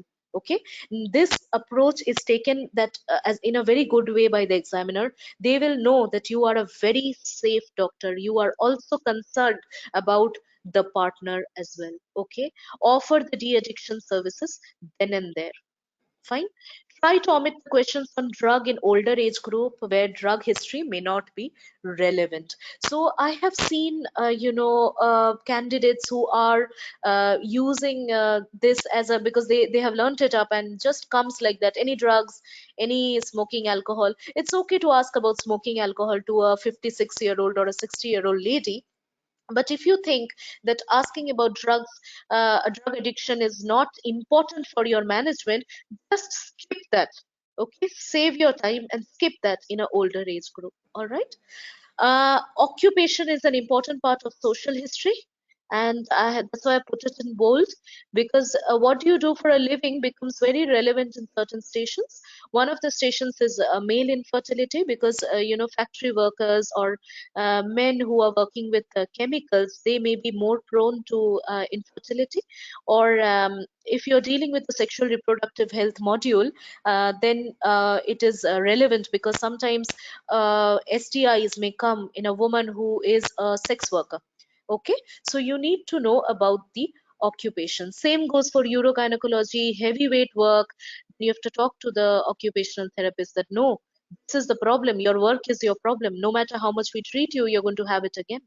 So these are the important points: smoking, alcohol, drugs, and occupation. So far, this in your social history. Apart from that, what are the other points in social history you need to cover? Mental health. Have you ever felt down or you felt low in the last 1 month? This is the uh, depression questionnaire that we normally ask. It's there in your guideline. And certain stations like the chronic pelvic pain, dyspareunia, painful bladder symptoms, these are stations where the woman is in a very distressing situation. So it is expected that she will have a poor mental health, and you may just ask that how are you coping. All right, if she already admits that yes, I'm not doing well, how are you coping? If you would like, you can offer help here. Okay, I've not written that, but you can offer help, that I will put you in touch with a mental health specialist and make sure that you get help here. All right. Partner support is an important question, because again, this may be a hidden agenda. So if you want to ask about the home scenario, you may simply ask, how are things at home? And if she's quiet, she avoids, doesn't want to answer, something is wrong there. And you start exploring this line further. Okay. But if she says that, no, yes, doctor, home is fine, and I have my partner who's very supportive, and we are, we are just starting a family. So, all is well. Okay, so something like that. So please, partner support and DV is just for ruling out domestic abuse. BMI becomes very important. And again, for those who are not very well versed, please do not use the term body mass index or BMI. Please use the term height to weight ratio. You all know that it is actually the height to weight ratio. So that is exactly what you're going to tell her. So again, I have given this in blocks for you. Do not forget mental health. Do not forget DV, because this can be a hidden agenda. And if you do not ask, you will lose the station. And it's a good practice to end your history taking with a line which says anything else you would like to add, because we are human after all. We may be missing out something in the exam pressure, and you may forget, and this is just a way which is going to save you and give you the pass marks. If you ask anything else you would like to add, and she has something in her role play brief, she will tell you. She will tell you, yes, doctor, I never told you I have this. Okay. Or you never asked me, so I thought I wouldn't say. But now that you ask, I'll tell you this. Okay. So anything else you want to add is a wonderful way to save yourself in information gathering. Okay. So I think, yeah. So this was all about information gathering. Now, anybody would have any questions for me before we move on to examination? Anybody has any doubt? Any doubt, or we can continue?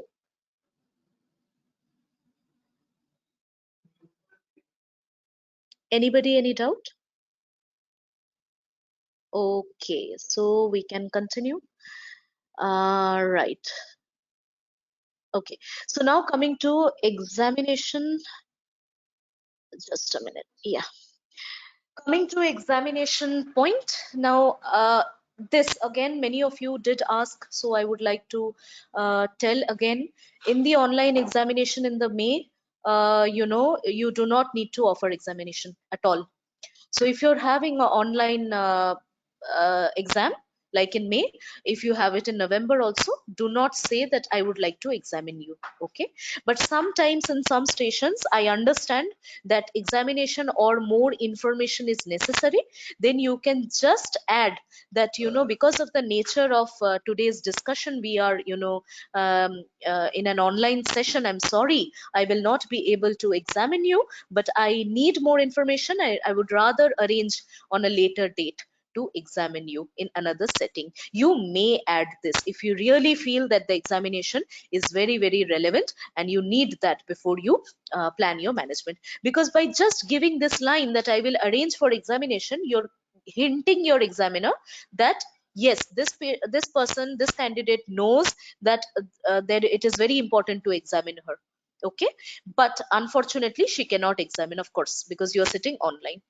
But if you have a face-to-face examination, then you have to say, because then if given an option, you can actually examine her, isn't it?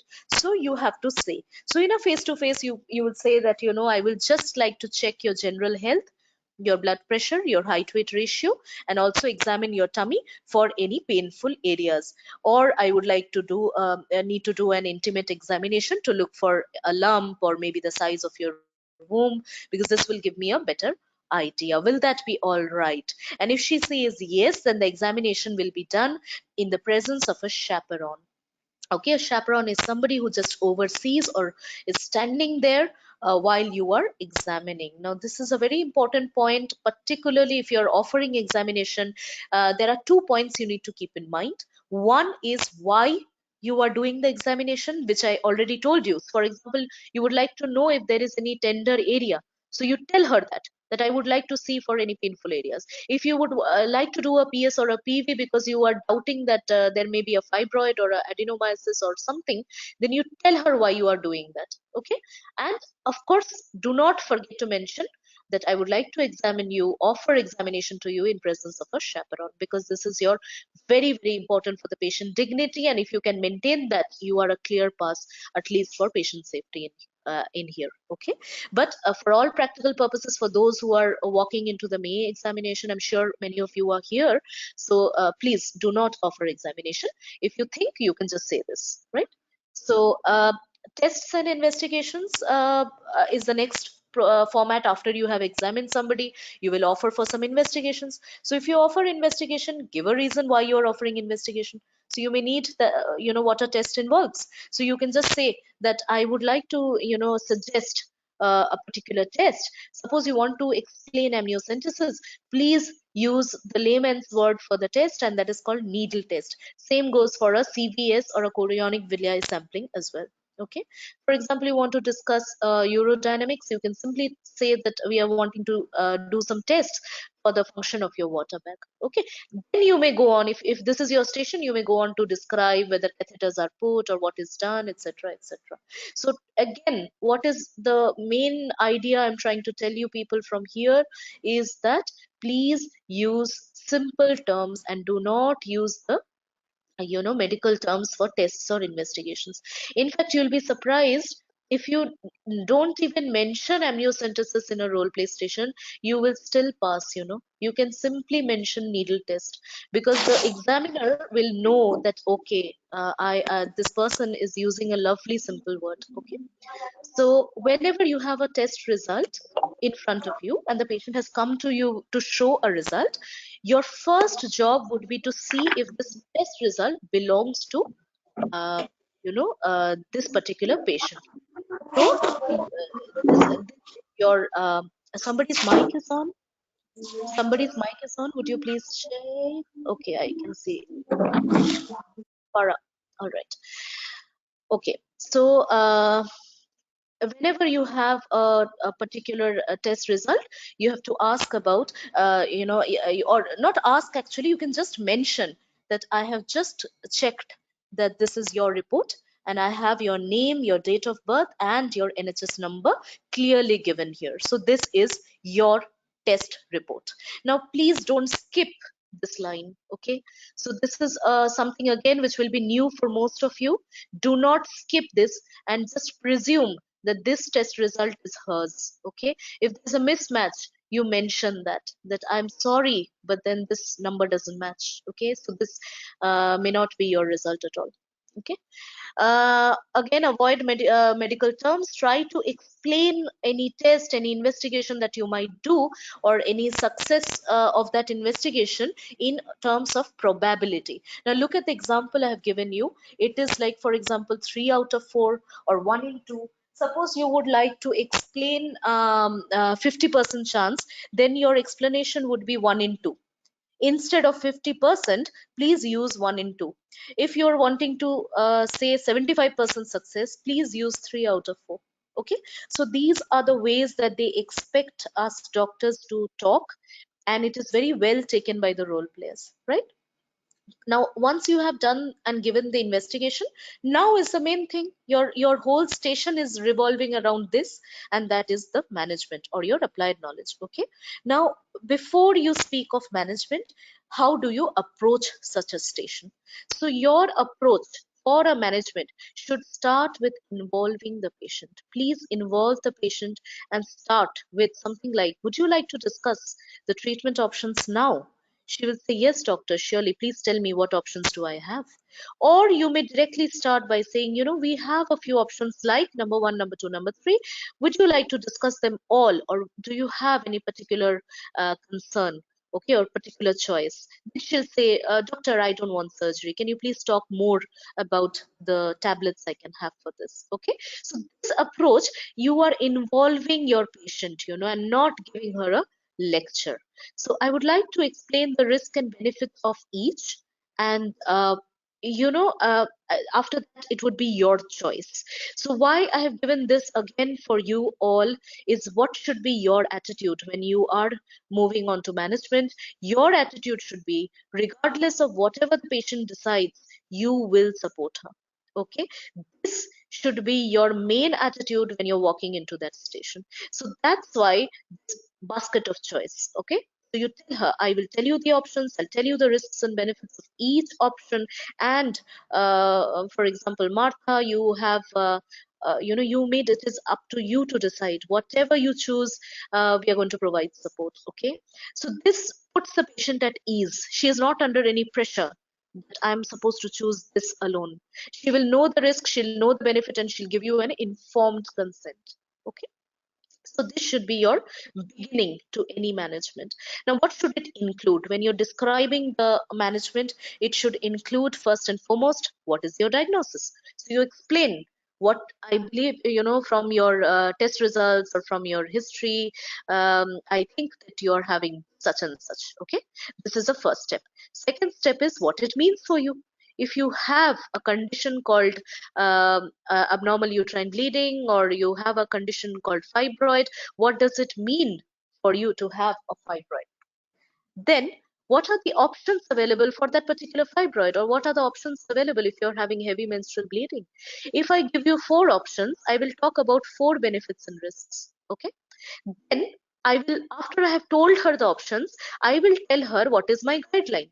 That is, what is my first line of management? So I will tell her what is my best practice. And this, which is suited for her, mind you, what can be your first line may not be suited for your particular patient. So having ruled out all contraindications, etc., etc., whatever is suited for her, that is the best practice. So you tell her that. Then you need to move on to what are the alternatives to the best practice.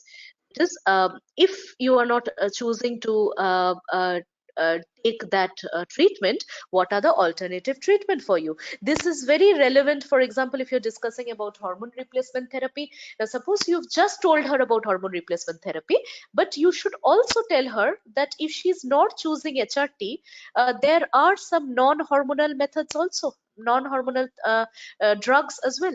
So you have to tell her about alternatives. Then you also tell her what happens if she chooses to have no treatment at all. Now, this may go against some of your practical knowledge, and I'm sure it will. Many of the doctors would say, what is this? Why would this lady choose not to have treatment?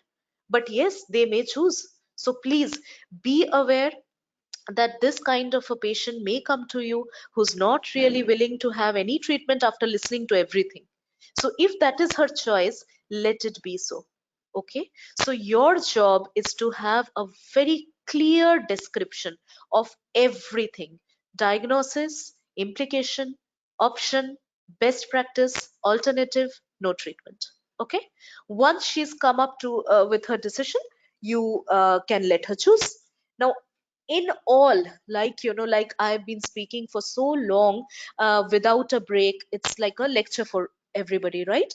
But if you do the same thing to the patient, she will lose interest. So please do not try to involve, give chunks of information. For example, you tell her the diagnosis, then wait, would you like to hear more about it? Tell her the implications, and then tell, we have few options and that involves this and this, what would you like to hear? Give her the best practice and say, we also have some alternatives, what do you think, would you like to know? If she says no, no problem. If she says yes, you go on to finish your thing. So this is called chunking. So please chunk when you're trying to and avoid giving a lecture, because that is the worst thing you can do in a role play station. After you've done that, you have to close your station. So thankfully we have all walked till the end of the station. So how do you close a station of role play in part 3? You close with a plan. Okay, you close with a solid plan of what we decided today, what we talked today, and what we are going to do next. So that is called your action plan. Okay, you close with that. Again, you repeat it, you can repeat your question, like, is there any concern that I did not answer? Would you like me to explain anything to you? It's a wonderful way, and trust me, if you have reached the stage, you are a clear pass. Okay, if you're closing your station happily and you have said, so I'm documenting whatever we have discussed today, and I'll write back to your GP who needs to be on the same page as we are, and I would like to put you in touch with certain support groups because they are like-minded people and you'll have a lot of help. I will also give you some written information about this condition and you may read it. Think of, if you have any queries in mind, you can always come back later in a follow-up visit, which I will set up, and you can always ask me about your questions that may arise. Okay, right now, do you have any concerns?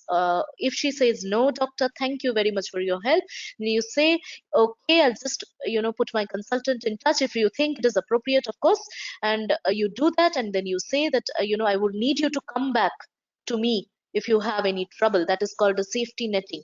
Okay, and thank you for your time, something like that. So it's a very beautiful way to close your station. Okay, so this should be, and you see so many points are there in trying to close the station, but this is organization at its best. And if you can do this, I'm telling you, it's a clear pass. If you reach this within 10 minutes, it's a clear pass. Okay, now I will move on to domains. Anybody has any questions prior to that? Anything? Because I think I have a few more slides on domain, and because this domain is very important for most of the people who are not aware on what the marking is on. We will be discussing only 3 domains here. I've already extensively discussed information gathering and communication. You would like the previous slide? Okay. So this is about closing the station.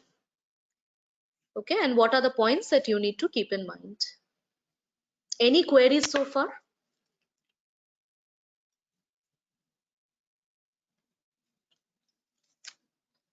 Particularly those who are new, anybody, any query? Okay. No, thank you. Thank you so much. Somebody asking for rest. No, it's okay. I have gathered a lot of stamina to talk today. So I can, no problem. Thank you for asking. Okay, so do you people appreciate a break? That you tell me. Otherwise, I again bombarding you. If you would like a break, we can take a break. No problem. Would you like a break?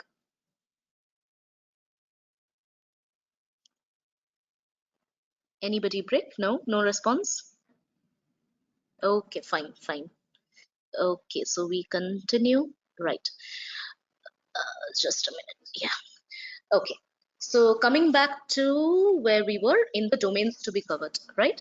So in the domains to be covered, there are 5 domains on which we are marked. What are the domains? For those who are not aware, you will find these 5 domains written at the top of your question when you're getting the question in front of you. And it will be written as something like you will be marked on the following domains. And if you have all the 5 domains, then you know you have to take history taking, you have to communicate well, you have to involve some colleagues, you have to make sure patient is safe, and you have to, of course, this is our station, so we have to give our applied knowledge. In some stations you will find there is no communication with patient and family. Usually that station is, if you remember the beginning of the class, we were talking about the teaching station. Usually the teaching station will not have this domain. The teaching station may have information gathering, communication with your colleague who is your junior, patient safety, applied clinical. Okay. Similarly, some stations do not have information gathering. So that is, imagine how much of a relief is that, and as well as it is a difficult station, because information gathering is very scoring. If you do not have information gathering, then probably you're dealing with a only purely communication with patient station, which is a very difficult station actually. Okay, so please check what are the domains at the top of your question, so that you know what is expected from you from that station. Okay, so these are the domains that part 3 will judge you on. Now, only 3 of the domains we are going to discuss here. I start with patient safety. Now, let me again tell you, this is not an exhaustive list, okay? I have tried to give as many as I could think of, but there are many patient safety points which I'll not be covering today. But this is for, showing you the correct path, so that whenever you are sitting with a station, you should know what are the patient safety points that I should include here.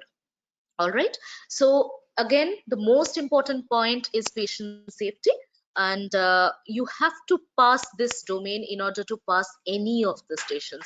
It is the only mandatory station domain in all the 14 ones. Okay, so patient safety you cannot compromise. Okay, it has actually happened, many candidates have passed in all 4, but they have failed in patient safety. And you won't believe, even with the high marks of getting everywhere 2 they have lost the 2 points in safety, and they have to resit the examination. So please, okay, it's a request that do not compromise on this particular thing. You can compromise on information gathering, you can compromise on your applied, but do not compromise on this, because if you compromise on information and applied, you're given a borderline pass. Borderline pass is still a pass, but if you have missed a patient safety point, it is a clear fail, and there is nothing called borderline in patient safety. Okay, so very, very important before you start preparing. So the whole idea of making this so important is that NHS in UK, they look for a safe doctor.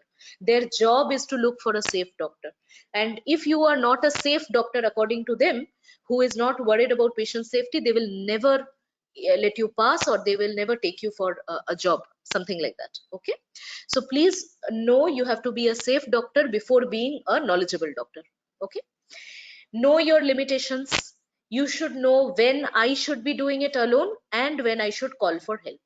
Now, this is very, very evident in your stations which are coming these days, the labor ward prioritization and the gynae prioritization. Okay, so each and every candidate in this class today who want to appear for this exam eventually, this is now become very important.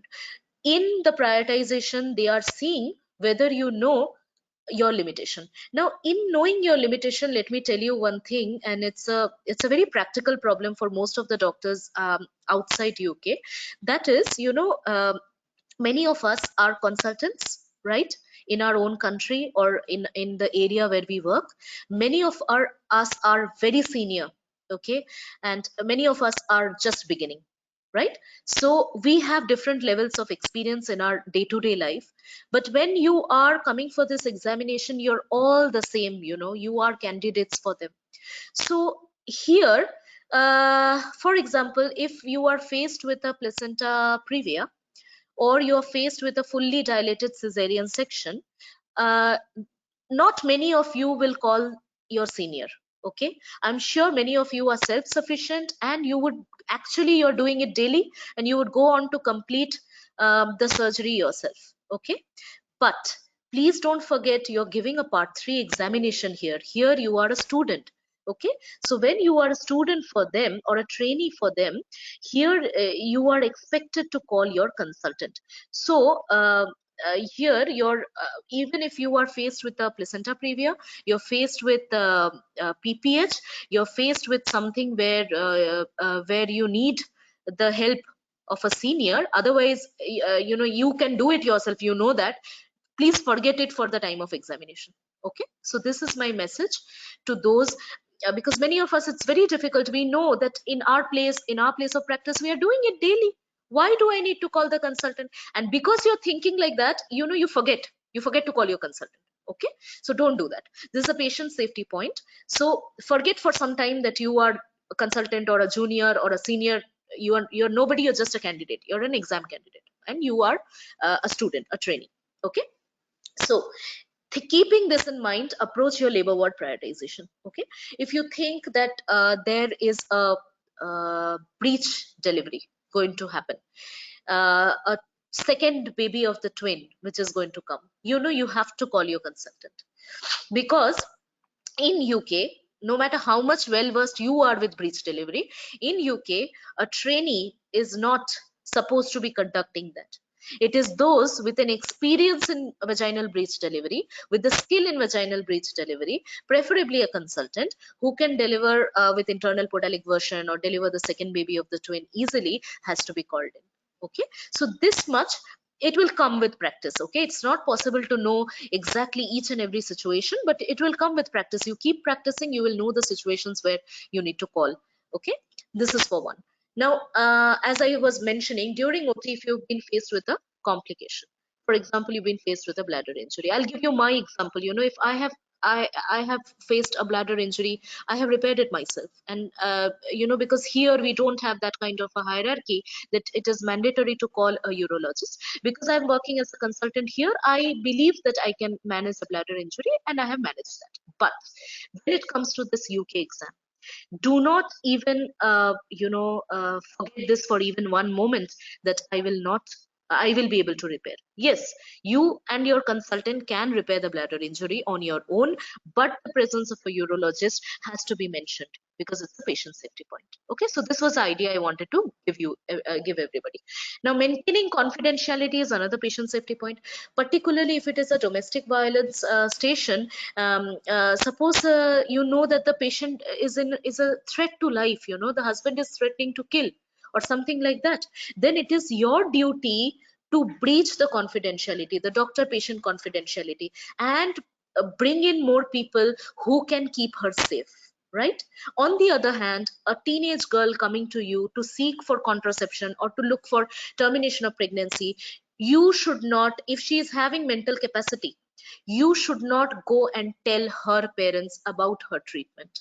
Okay, so this is about doctor patient confidentiality, and you should know when to breach it and when to maintain it. Now, this is a very important patient safety point. have a good awareness about this, uh, and you will have stations where a 15-year-old has come to you, and or a mother has come, whom you have given a oral contraceptive pill, and the mother has come and asked, why did you prescribe my daughter without my knowledge? Okay, but you have every right, that is your confidentiality, provided she is mentally competent. Okay, so this is about something about confidentiality. Now, safeguarding is a term. If you are not aware, let me put it that safeguarding is when you safeguard somebody, that is, you're protecting uh, somebody. This in UK comes in form of services. Okay, so for example, you're dealing with a child who you think has had a sexual abuse, assault or an abuse, unfortunately. So she's a child, and she will need protection against child abuse, okay, and care given to a minor. So this comes under safeguarding services in UK. Okay, so here make it a habit to mention that I would involve the child safeguarding services in her care. For example, you are dealing with a patient who is a victim of FGM or female genital mutilation, and you find out from her that she has a sister who's just young. She's a 20-year-old sister who is at risk, and so far she has not undergone FGM, but there is a risk that she may be exposed, or there is a child in the family. It may be her child, her girl child, who you think is at risk of FGM because the family practices FGM, right? So, adolescent girl or a girl child in the family, again, you have to involve the child safeguarding practices or the safeguarding services. Okay, so please mention this uh, term if you want to get some marks. Adult safeguarding is done usually in case of domestic violence or an adult FGM. Child safeguarding in case of children. Okay, patient wishes is a form of patient safety point. Uh, I've just tried to give you different scenarios, so it may look a bit haphazard, but these are just different scenarios. So one was safeguarding, one was, confidentiality, one is respecting patient's wishes. Now, this I have already talked about previously, right? So Jehovah's Witness always mention the word advance directive and respect that. Do not try to convince otherwise. Just ask, and if she so wishes still to continue with that, it's fine. There may be a station where you are dealing with a terminally ill patient, and this patient is about to give consent for a difficult treatment, and it may so happen that she may land up in ventilator, or she may land up in life support, or she may land up in some situation where somebody else has to decide for her whether we are going to continue life support or not. So certain patients, who are terminally ill may not be in a situation to give consent for their future management. They may also have an advance directive. Okay, in their case, the advance directive may be that in when I am incapable, ask my son, and my son has the power of attorney to work for me. Or when I am not in a condition, and if I'm on life support, and I have some heart attack, and you need to revive me, please do not resuscitate me, or do not revive me. Okay, if the some patients can choose how they how it ends for them, and you should respect that wish of this patient. Okay, so these are some stations wherein you may have, these are all patient dignity, patient safety, patient wishes. All right. I have already mentioned this about examination and the presence of chaperone for you. Now, certain safety checks all of you should be keeping in mind, because this will only help you when you're writing your station. Please keep these points in mind so that it will come naturally to you. Okay, now there are something called a safety netting of a patient. So safety netting usually is when you are telling the patient when to come back. Okay, it's just a term we use to ask the patient to come back. Okay, that is as if you are laying out a net of safety for her. Okay, gymnastics and acrobats, they have safety net down below in case they fall, they are not hurt. So it is something like that. Okay, now for example, you have a pregnancy of unknown location. You know what is difficult in this situation? You are sending the patient back home, right? But if it is an ectopic, She may come to you in the middle of the night in a collapsed condition, in a ruptured condition. So the patient should be aware of that. So this is called a safety net. So making the patient aware that you are having this condition, for example, placenta previa. And if you ever face brisk bleeding or you see that there is so much bleeding, please don't waste time and come back to us. I'll give you some contact details, wherein you can contact in case of an emergency. This is called a safety netting. So these are relevant. Wherever you find it relevant, you do that. Blood group is a safety check, because if you miss out a Rh negative pregnancy, you are gone. Okay, so please don't. Ruling out pregnancy in all gynae station, very, very, very important. Okay, please try to rule out that this lady is not pregnant. Before any procedure, go through the consent. You should be aware if she has at all given consent, and if she's given consent, how much of a consent she has given. Okay, so this should be your awareness. So checking the consent is a patient safety point. Similarly, in case of an operation, I'm sure all of you are aware of a WHO surgical checklist. I'm sure you are. So this is again a magic word, and the examiners are waiting for to hear this. So in case of any operation, before any operation, please mention that we have a very good safety check in place. We will be going through a checklist with you, just basic allergy, any drug allergy, what drugs you're taking, whether you're empty stomach. We'll confirm the operation with you, and we'll confirm that what kind of anesthesia you're going to have. All this comes under WHO surgical checklist. Even your instrument count comes under checklist. Okay, that is a patient safety point. Again, you have to look in your information gathering for any risk factor for the patient. For example, HRT.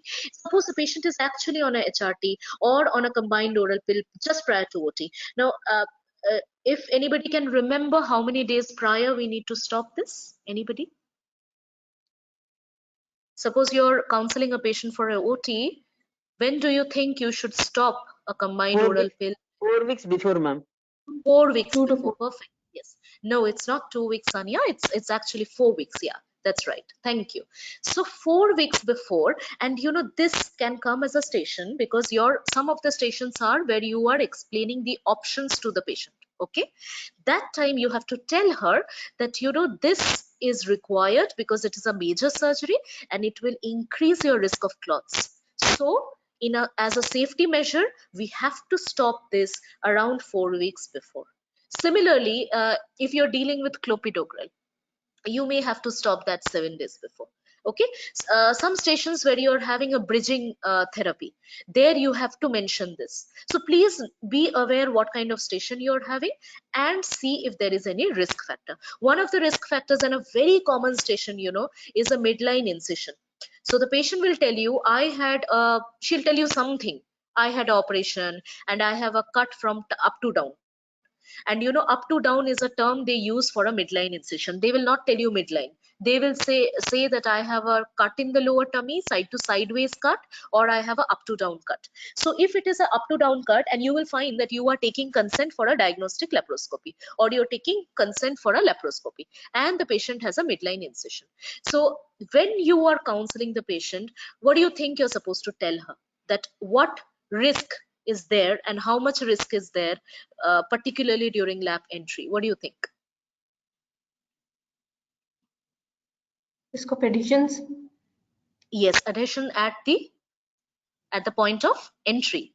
So can you be more specific when you're describing to the patient? How would you like to put it?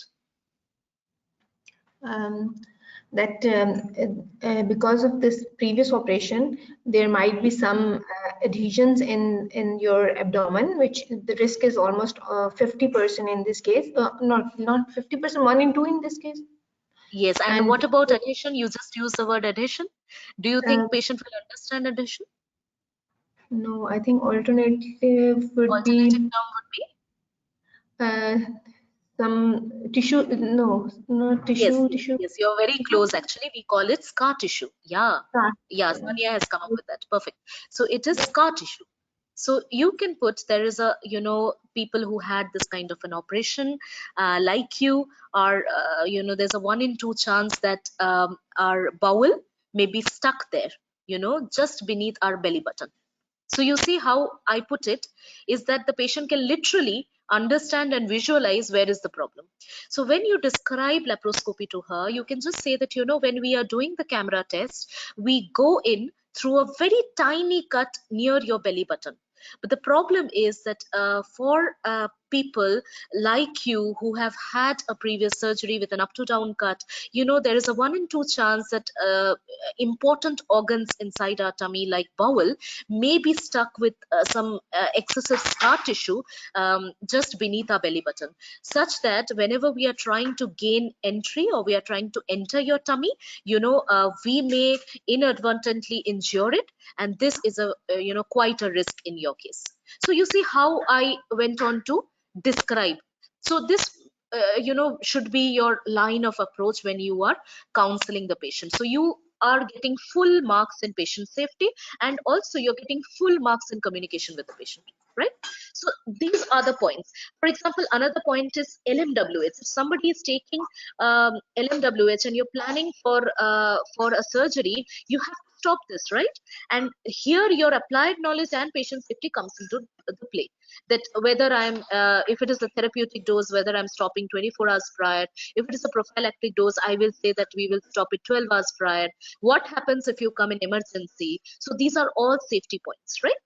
So please be aware of this. Now, before you're prescribing any drug, now, like we said, you don't have to write a prescription, but you have to tell it to the patient.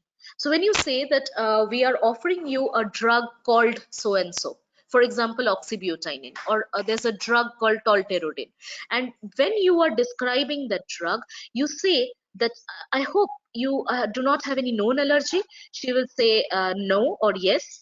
If she says yes, you have to find out more about that. Okay, you rule out any contraindication to giving that particular drug. If there is any contraindication, you do not give the drug. Okay, if there is any drug interaction, for example, you are dealing with an epilepsy patient and she is taking some enzyme inducing drug, and this station that you have is a station where you want to prescribe contraception. Okay, so you need to be aware that already she is taking an enzyme inducing drug.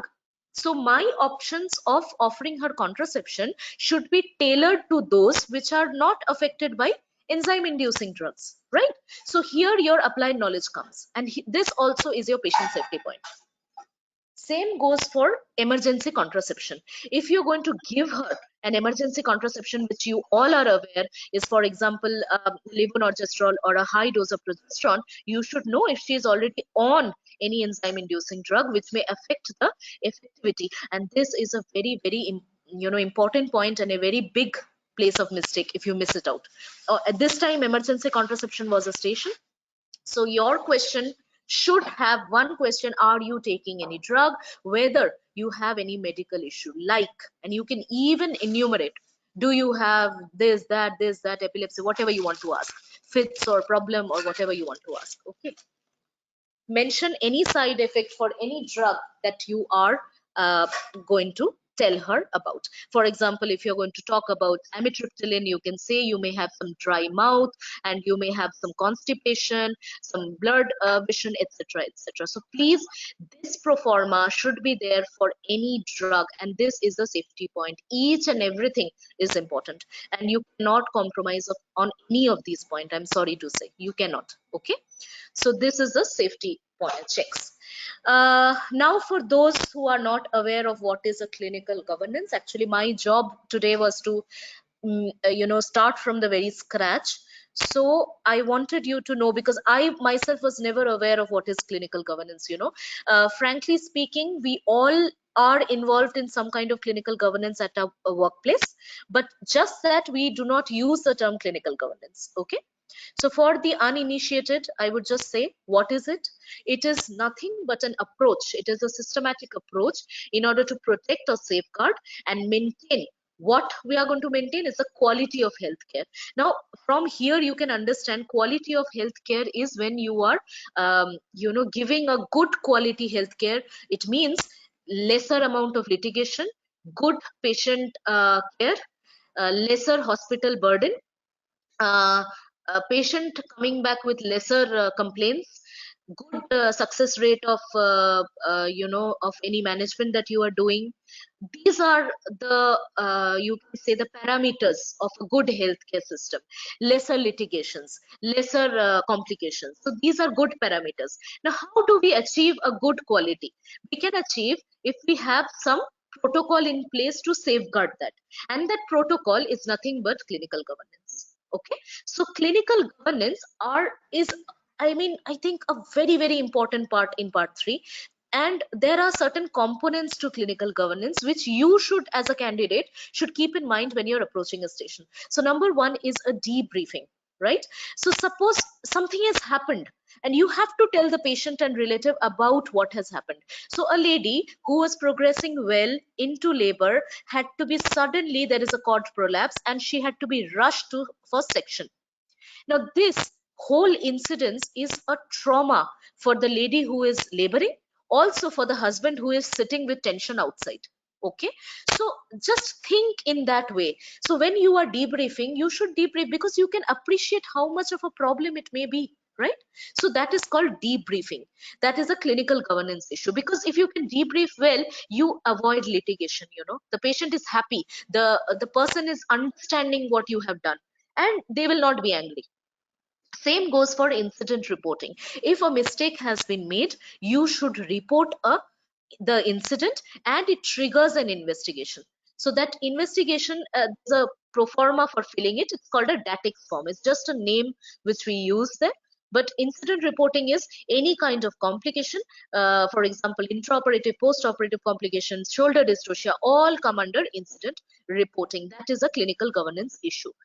Duty of candor is being completely honest with what has happened. If a swab has been left behind, we are honest. We cannot say, oh, a mistake has been made and details we can't tell you.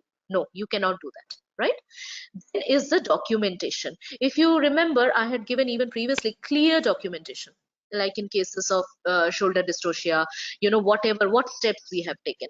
If a patient has come with collapse, when did this doctor arrive, when did the AED team arrive, when was the CPR started? So everything meticulously documented is a clinical governance issue. Because if we lose this patient, unfortunately, somebody who has come with collapse, it is the documentation which is going to save you. Okay, when there is going to be an inquiry, and you are aware from your part 2 knowledge that every maternal death is an inquiry. Okay, so they have a coroner inquiry for every maternal death, right? So that is why documentation is very, very important clinical governance issue. So please remember, I put it as 4D. So you can remember as 4D: debriefing, DATIX, duty of candor, and documentation. So this is the clinical governance issue you should catch up with. Regarding communication with colleague, this is your station when it comes to teaching station. So and also when you have a role play station, you involve your consultant, your GP, any specialist. If you require, then you can call them. That is called communication with colleague. If you have any allied healthcare service, like for example, you have a physiotherapist, a dietitian, you want to call in a psychologist, all this comes under colleague. Even allied healthcare are your colleague. Okay, so these two are for role play stations, normal role play stations. If you have a structured discussion like a viva voce, you have to tell in your answer that I would also like to involve my consultant, and I would call the general surgeon for a review, or the colorectal surgeon also I would like to call. Example: if it is a teaching station, you tell your junior that after you have done this or managed the patient, please remember, always involve your specialists or involve your consultant. So like what I am telling you right now, you would be telling your colleague in the teaching station. So it is something like that. Tell them that you have to involve the colleagues. Okay, so this is about communication with colleagues. This is what we mean by communication with colleagues. So in standard in a structured discussion, you have to use medical terms. Now here is some place, please don't use waterworks, please don't use terms such as tummy. Okay, in fact, that you will lose marks if you do that in a structured discussion. Now when you're practicing too many of role play, it becomes a problem, and you'll end up using non-medical terms where you should be using medical terms. So just relax yourself when you're faced with a structured discussion. talk in medical terms. Okay, for example, labor ward prioritization, because all of you will get it, everybody will get it. So labor ward prioritization is one station you know is going to come. So don't use words like I would like to check her tummy and tell. No, you're not talking to a layman, you're talking to your consultant, your senior. So I would like to do a PA examination, per abdominal examination. I'd like to do a per vaginal examination, right? I would like to know her vital signs. So be free, be very free in structured discussion, because this person is your senior. Regarding teaching station, it has got a separate pro forma, a separate format. Unfortunately, I cannot put everything here, so I could not put it here. So when we'll be discussing teaching, we'll discuss about that. The main idea on communication in such stations is rapport building. Okay, be friendly with your junior. Just ask how you're doing in the department. Are you okay? So you're finding the work fine, or is it too stressful? Okay, so just like you would talk to a colleague, when we sit with coffee in the doctor's room, we are asking, so how was your day? So something like that. So that rapport building is very, very important in a teaching station. Mainly there may be a hidden agenda in the teaching station in form of bullying or in form of undermining a colleague in workplace. Now these two, off late RCOG has been coming up with these kind of stations. So please be aware that there may be a hidden agenda even in a teaching station. So you have to ask how he or she is doing and whether they are comfortable. Also, a basic difference, what I was just telling you before this, use the term team of doctors in a role play, and use the term a multidisciplinary team or a MDT in a structured discussion. Please don't use the term team of doctor in a structured discussion, right? And of course, you can never disrespect or undermine your colleague, no matter how difficult it is, but do not do that. In relation to communication with families, these are the last 3 slides. I think 4 slides we are left with, but very, very important slides. Okay, this is about how to communicate. Actually, when Dr. Abha and I decided on this course, we had divided among ourselves that I will be speaking about the communication part mainly. So basically this class is for this 2-3 slides only. Okay, please try and understand what I'm trying to tell you here, because this approach is, nobody teaches you. You have to just know how to approach and make up your own method. Okay, so I will be talking about communication to you in the next 2-3 slides. Please grasp this very well. Okay, now you may have station where you are coming up with angry patients. All right, somebody who's not happy. So what to do? You will, from the question, you will understand, okay, I'm dealing with a very angry relative, or I'm dealing with angry husband or angry patient. I know this woman won't be happy. So I will prepare in advance. I will know this is a angry station. Next, I will keep a neutral expression. I will not sit there smiling. I will not sit there frowning. I will just have a very calm appearance, neutral expression. All right. I will not allow a slip of tongue, and I will not say, hello, nice to meet you. That person is not happy. And definitely it is not nice to meet you. That person is angry, and he or she, in fact, hates coming to the hospital, right? So you sit there, you do not also begin, excuse me, may I please confirm your full name and date of birth. If you do that, you know what you're telling the patient, or what you're telling the angry person. You're telling their importance is nothing to you. You are nobody in front of them. Okay, you cannot afford to do that. You are supposed to know the name of the person. All right, and you're supposed to have every details in front of you. Do not utilize information gathering to ask an angry person, can you tell me what had happened? If you do that, your station will end there itself. There have been role players who've been directed to tell that I will not speak to you, please call in your senior, I will not speak to you. And 4 minutes into the station this has happened. Can you imagine the condition of the candidate? And the station was not done further. So this is not the role player taking revenge. This is just a real life scenario where patients do behave like that. They refuse to talk to you. They want a senior person. They don't talk to I cannot talk to juniors. I'll not talk to you. You're a trainee. Okay, so don't bring the station to such a condition. Be very, very tactful in handling. So don't let your emotions speak. Don't be emotionless, and don't retaliate to an angry this thing. Sometimes patient can be role players tell you, you're fool, and doctor, I will see that your registration is cancelled. Do not retaliate. It is their role play. Okay, so you cannot let your emotions show. So this is the main non-verbal theme. Okay, how can you start? You may start with something like, am I speaking to Mr. Barton? Are you the husband of Mrs. So and so? Well, I am Dr. Shreya, and I am here today to talk about your wife. Or you can also use a supporting statement like, I'm really sorry, Mr. Barton, I'm meeting you under such difficult circumstances. But today I'm here to talk about this, and I'm here to answer whatever explanation you need. I'm here today to speak about that. Okay, when you start like that, you know that you are receptive to whatever this person is about to tell you, and the role player can begin, and you can continue and finish your station. Okay, so let the role player talk. Do not interrupt, and I have put it in red. Do not interrupt. If you start, no, actually it didn't happen in that way, you are mistaken, Mr. Barton, you are mistaken, this is not how it had happened. Do not. Whatever is the idea, let the person finish saying. Wait for a pause, identify that pause, and then you start speaking. And if it is appropriate, start with an apology. I'm really sorry you had to go through this. Okay, so do not interrupt is like the rule of thumb here. When you begin talking, start about how she is now.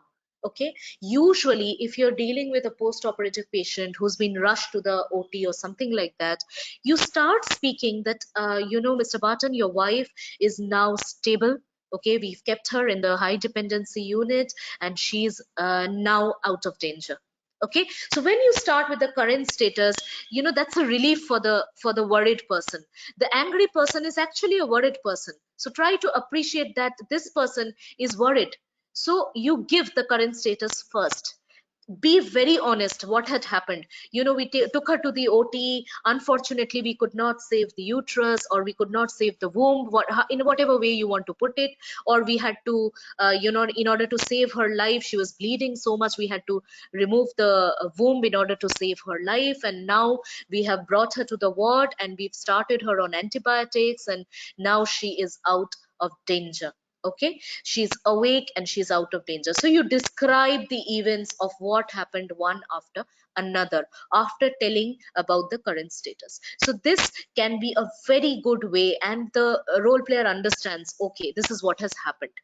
Now if you see that the role player is receptive and is quiet and is letting you talk, then you may ask for some history that you may need. For example, you may actually have required what had happened. Can you please tell me what had happened before she was rushed to the hospital? So that time the role player will start telling you that actually she had undergone this operation, or she was absolutely fine, then she developed a chest pain, and so happened. Okay, so this is your information gathering comes now at this point. Okay, after this is your applied knowledge, or how to plan. So then you go on to say that this is the plan, she is in good hands now, and we are trying to do everything possible in our hands to keep her safe. Sometimes be very honest with the role player. If you think that the patient is still at risk, do not give false assurance.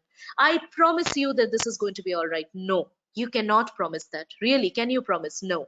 So how you can put it is that we are trying our level best, and we've been doing a good team of doctors is here who are looking after your wife, and we are trying everything which is best for her, and we are hoping for the best, and we are trying so that she is soon out of danger. Okay, something like that. Give any contact details if you feel that is appropriate. If the woman is going to require a follow-up, tell her when to come back. If she requires support, she has been traumatized, she has lost a baby and she's come to you in a follow-up visit after a IUD, arrange for support for her. You should be able to know that she is in a very poor mental state, and you give her that mental support. If the patient wants a legal action, give guidance with PALS. For those who are not aware, PALS is an agency who can help with the legal matters in case of any NHS complaints. Okay, so now suppose your scenario is a breaking bad news. How to approach when you're faced with a difficult station, such as you have to break a very bad news to a patient. So how do you approach that? Firstly, you have to identify that this is a BBN. How do you identify that? If it is a cancer report, you've got the biopsy report and it has come out to be endometrial cancer, for example. You had the ultrasound report and unfortunately she has lost the baby. You have again a scan report and unfortunately it's a missed miscarriage. So these are breaking bad news. So once you've identified from the question itself, you should again prepare yourself. Prepare yourself. Okay, I will keep a serious expression. I will avoid nice to meet you, pleased to meet you. Okay, I will be aware of the patient's name, because that's a very good and a friendly way of starting. Now here I would like you to just know one thing, that any precancerous lesion like CIN, VIN, somebody coming with a high risk of malignancy index, these are not BBN. Do not break bad news, because you know CIN is yet to turn into cancer, VIN is yet to turn into cancer. High RMI, there is still a 75% chance it is cancer and a 25% chance it is not, right? So please know that these are not cancer, but you should be serious and be very honest about the risk when you're telling this to the patient. One more thing I wanted to put it here, because a few candidates have had a trouble after using this statement. Do not use the statement I understand, because sometimes when you are speaking, it just comes like that and you just say I understand, I'm sorry. Do not say I understand. Try to avoid that. Okay, if you, while practicing, if you're saying that, correct yourself. Why? Because patients, actually the role player had come back to her and said that you can never understand my problem, you are not in my situation. All right, so don't do this. The role player may become angry. So you can just say I can only imagine what it must be for you. I can never appreciate, I can never understand, I cannot appreciate your problem. No, I'm not in a position to do that, right? So this is a way of communicating. Now this is there in your strategy, and this is something that the RCOG or the Royal College wants you to know when you're breaking bad news, and this is the order that they expect you to follow when you're doing a Part 3 station. There's a it's called spikes. So the full form is S for setting up, P for patient perception, I for invitation, K for knowledge, E for empathy, and S for summarizing. Okay, what it means is you start with setting up the scenario. You should be aware of the patient's diagnosis, patient's information, her follow-up, everything. Be ready. Have enough time. Do not rush the station. Offer to provide a private clinic chamber. Offer to provide a separate quiet room. Okay. Ask for a friend, ask for the partner, ask for a relative before you discuss. Okay. Be aware if the patient is crying or she's not able to speak to you and she's shocked. So be aware of the non-verbal cues. Okay, you may use the first warning shot, and we call it warning shot because this is just giving her a warning that something bad is about to come. So you may use the first warning shot in while you are setting up. Okay, for example, today we have a lot to discuss, and I think you would want, it would be good if you would like your partner to be with you. Will that be all right? Something like that. Okay, so she knows that she's in for a very serious discussion now. Okay, coming to patient's perception, you should know what she knows and what she thinks. So if the scan says a missed miscarriage and she already knows that, you should know that before rather than breaking it to her, because it will change. So you ask her, are you aware? So she'll tell you, yes doctor, I'm aware, or she'll tell you, no doctor, I don't know. Okay, then you invite as to how much she wants to know. Sometimes after you've broken the news of a cancer, some patients are just not willing to hear much about the cancer. They just want to hear, just tell me what happens next. Is there any treatment, yes or no? Some women I'll give you an example of anencephaly. Sometimes a woman has come to know that it is an anencephaly, and she only wants to know if she continues this pregnancy, what is her option. She doesn't want to hear about termination of pregnancy. So is it possible for you to know that? No. So you have to ask, right? So ask her that, I'm sorry, I've just told you this is the situation. How much would you want me to tell you today? Okay, she will tell you. She will tell you, doctor, I would like to know everything. Or doctor, you just tell me, if I keep my baby, what is going to happen? Okay, so invite for that. Knowledge is what you're going to tell. That is your applied knowledge. So here you use the second warning shot, and it is basically breaking the bad news. So here you can just say, like, if you're doing the invitation before, you can say that, whatever diagnosis you have, there is a lot of options after that. Would you want me to take you through everything today? She will say, yes doctor, I would like to know everything. Okay, I'm really sorry, but I don't have a very good news for you today. That is the second warning shot. And immediately, without delay, tell her the diagnosis. Do not keep her in suspense. Okay, we are not having a suspense drama here. So this is very bad attitude on our behalf to keep her in tension.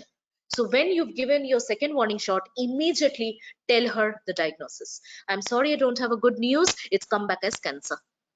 Okay, it is a womb cancer you're suffering from.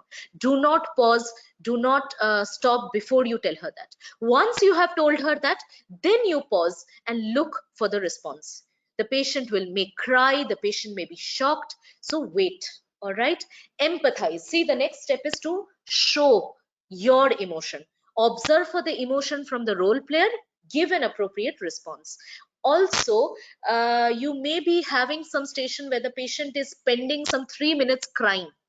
All right, if that happens, don't panic. It is there in the role players, and you'll still, if you can manage her crying for 3 minutes well, you will pass the station, even if you cannot finish your applied knowledge.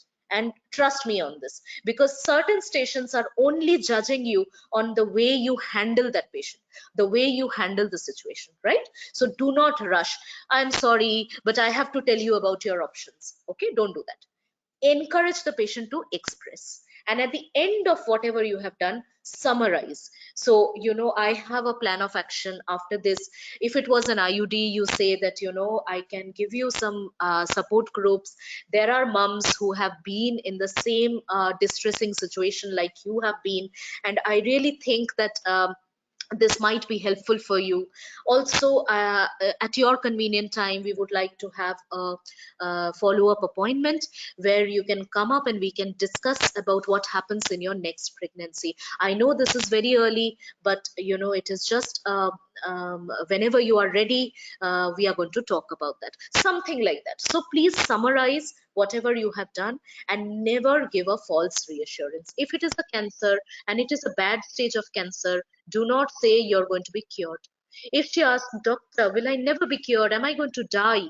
So you can say, please do not think like that.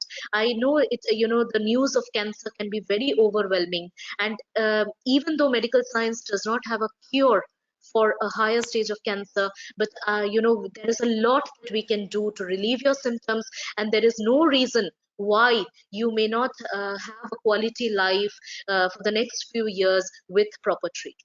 You get it? So this can be the way you give a reassurance at the end of a breaking bad news.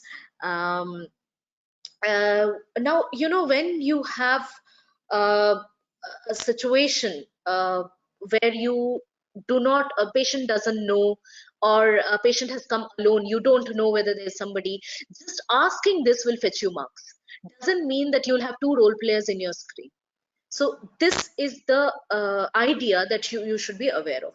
Just offering, are you here alone today? Would you like somebody to be with you? Would you like your partner to be with you? Because we have really a lot to discuss today. Only this is going to fetch you marks. All right. Coming to what I was talking about, the second warning shot, I have already told you this. So I'm afraid I do not have good news, or I'm sorry, the test results are not exactly what we had expected it to be. Okay. So if the role player starts crying, or if the role player is not talking to you, you may also, and this is a very brave thing to do on behalf of a candidate, there will be some role players who are just not telling you what is wrong. They are quiet. For example, somebody who's just had a fresh IUD yesterday, and you've just gone to debrief her today, and she refuses to talk to you. Or a mental health station where the patient is suffering from psychosis, and the patient is violent and just refusing to talk to you. Okay. So if you are unable to elicit a history, you can also offer that, would you like me to postpone today's consultation? I can always come back and talk to you later. Would that be more comfortable for you? I don't want to force you, or I do not want you to be uncomfortable when we are discussing today. So, because the role player is guided to finish the consultation with you, she will come to line. She will tell you, no, I can talk today. Okay. And always your attitude should be, we are here to help you. If you can even pipe in one line like, we are here to help you, I think you are a clear pass, at least for this kind of stations. All right. So I think this has helped. We have come to an end. Would you have any question? Anybody has any question?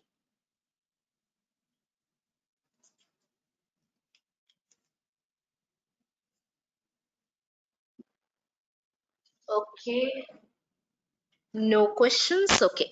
So quickly, to recap before we close the session, I just want you to go through just one slide. That would be, because this is something, as I said, please remember this, and if possible, keep a note of this particular slide, because this is going to help you in a long way to remember. And one more thing which I would like to add to all of those who are preparing, try to keep separate copies for different modules, okay, or separate notes for different modules. Whatever I have discussed today, this is just the template, all right? When you are going into different modules, know this, that the template will differ. Obviously, it will differ. So try to see a station and make a station on yourself, write it down. And after we have had a discussion, if you have any doubt, you can always ask. And after we have had a discussion, modify that according to whatever changes your mentors are suggesting, and you can write a fresh station after that, which you go through just before your exam. Okay. So when you are practicing, do not trust only on practice and recordings. Okay, this is my earnest request. Make a diary, or make a whatever is comfortable to you, and put it in a different modules, in a different setup. Okay. So this is what I would suggest. And once you have recapped this, I think we are done. Matlab, if you can remember this, we are mostly done. Okay. Yes, I can share the PDF. Did somebody ask for a PDF? Yes, I will try to share the PDF in the group. Okay. So just somebody, if you will please remind me. Right. Okay. And So Dr. yes, please. Dr. Sharia, what if during like conversation with the patient we make a mistake and we Mhm. deliver wrong information, or if something patient asks and we don't have the answer to that, we don't remember it and we are not sure about it, then how to Mhm. answer this to the patients? You can simply be honest and say that you don't remember. So suppose you can't recollect a particular drug's name, or you can't recollect a particular percentage that the role player has asked. How common is this? Or if it is anencephaly and you've forgotten how much common anencephaly is, you can simply say that I'm really sorry. Right now, I cannot give you a number, but I will surely check and get back to you. So when we have a follow-up appointment, I'll make sure that I let you know at that point of time.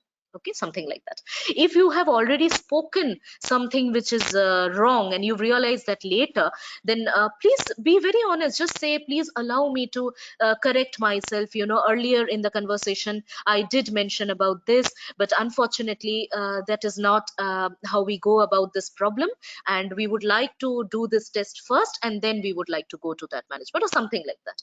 Be honest. When you're honest, you get marks even for being honest.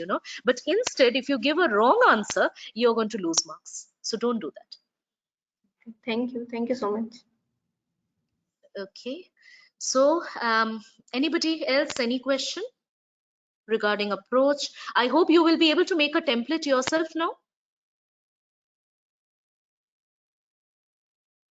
All of you would Yes. be able to make a template, hopefully. Okay, so thank you so much. I am going to conclude the session now. I hope the recording, yes, the recording is also done. So once we are done with the recording, we will also post this in the group. Thank you, everybody. Thank you for being so patient, because I think it might have been boring for most of you. Okay. Please take care, all of you, till we meet again.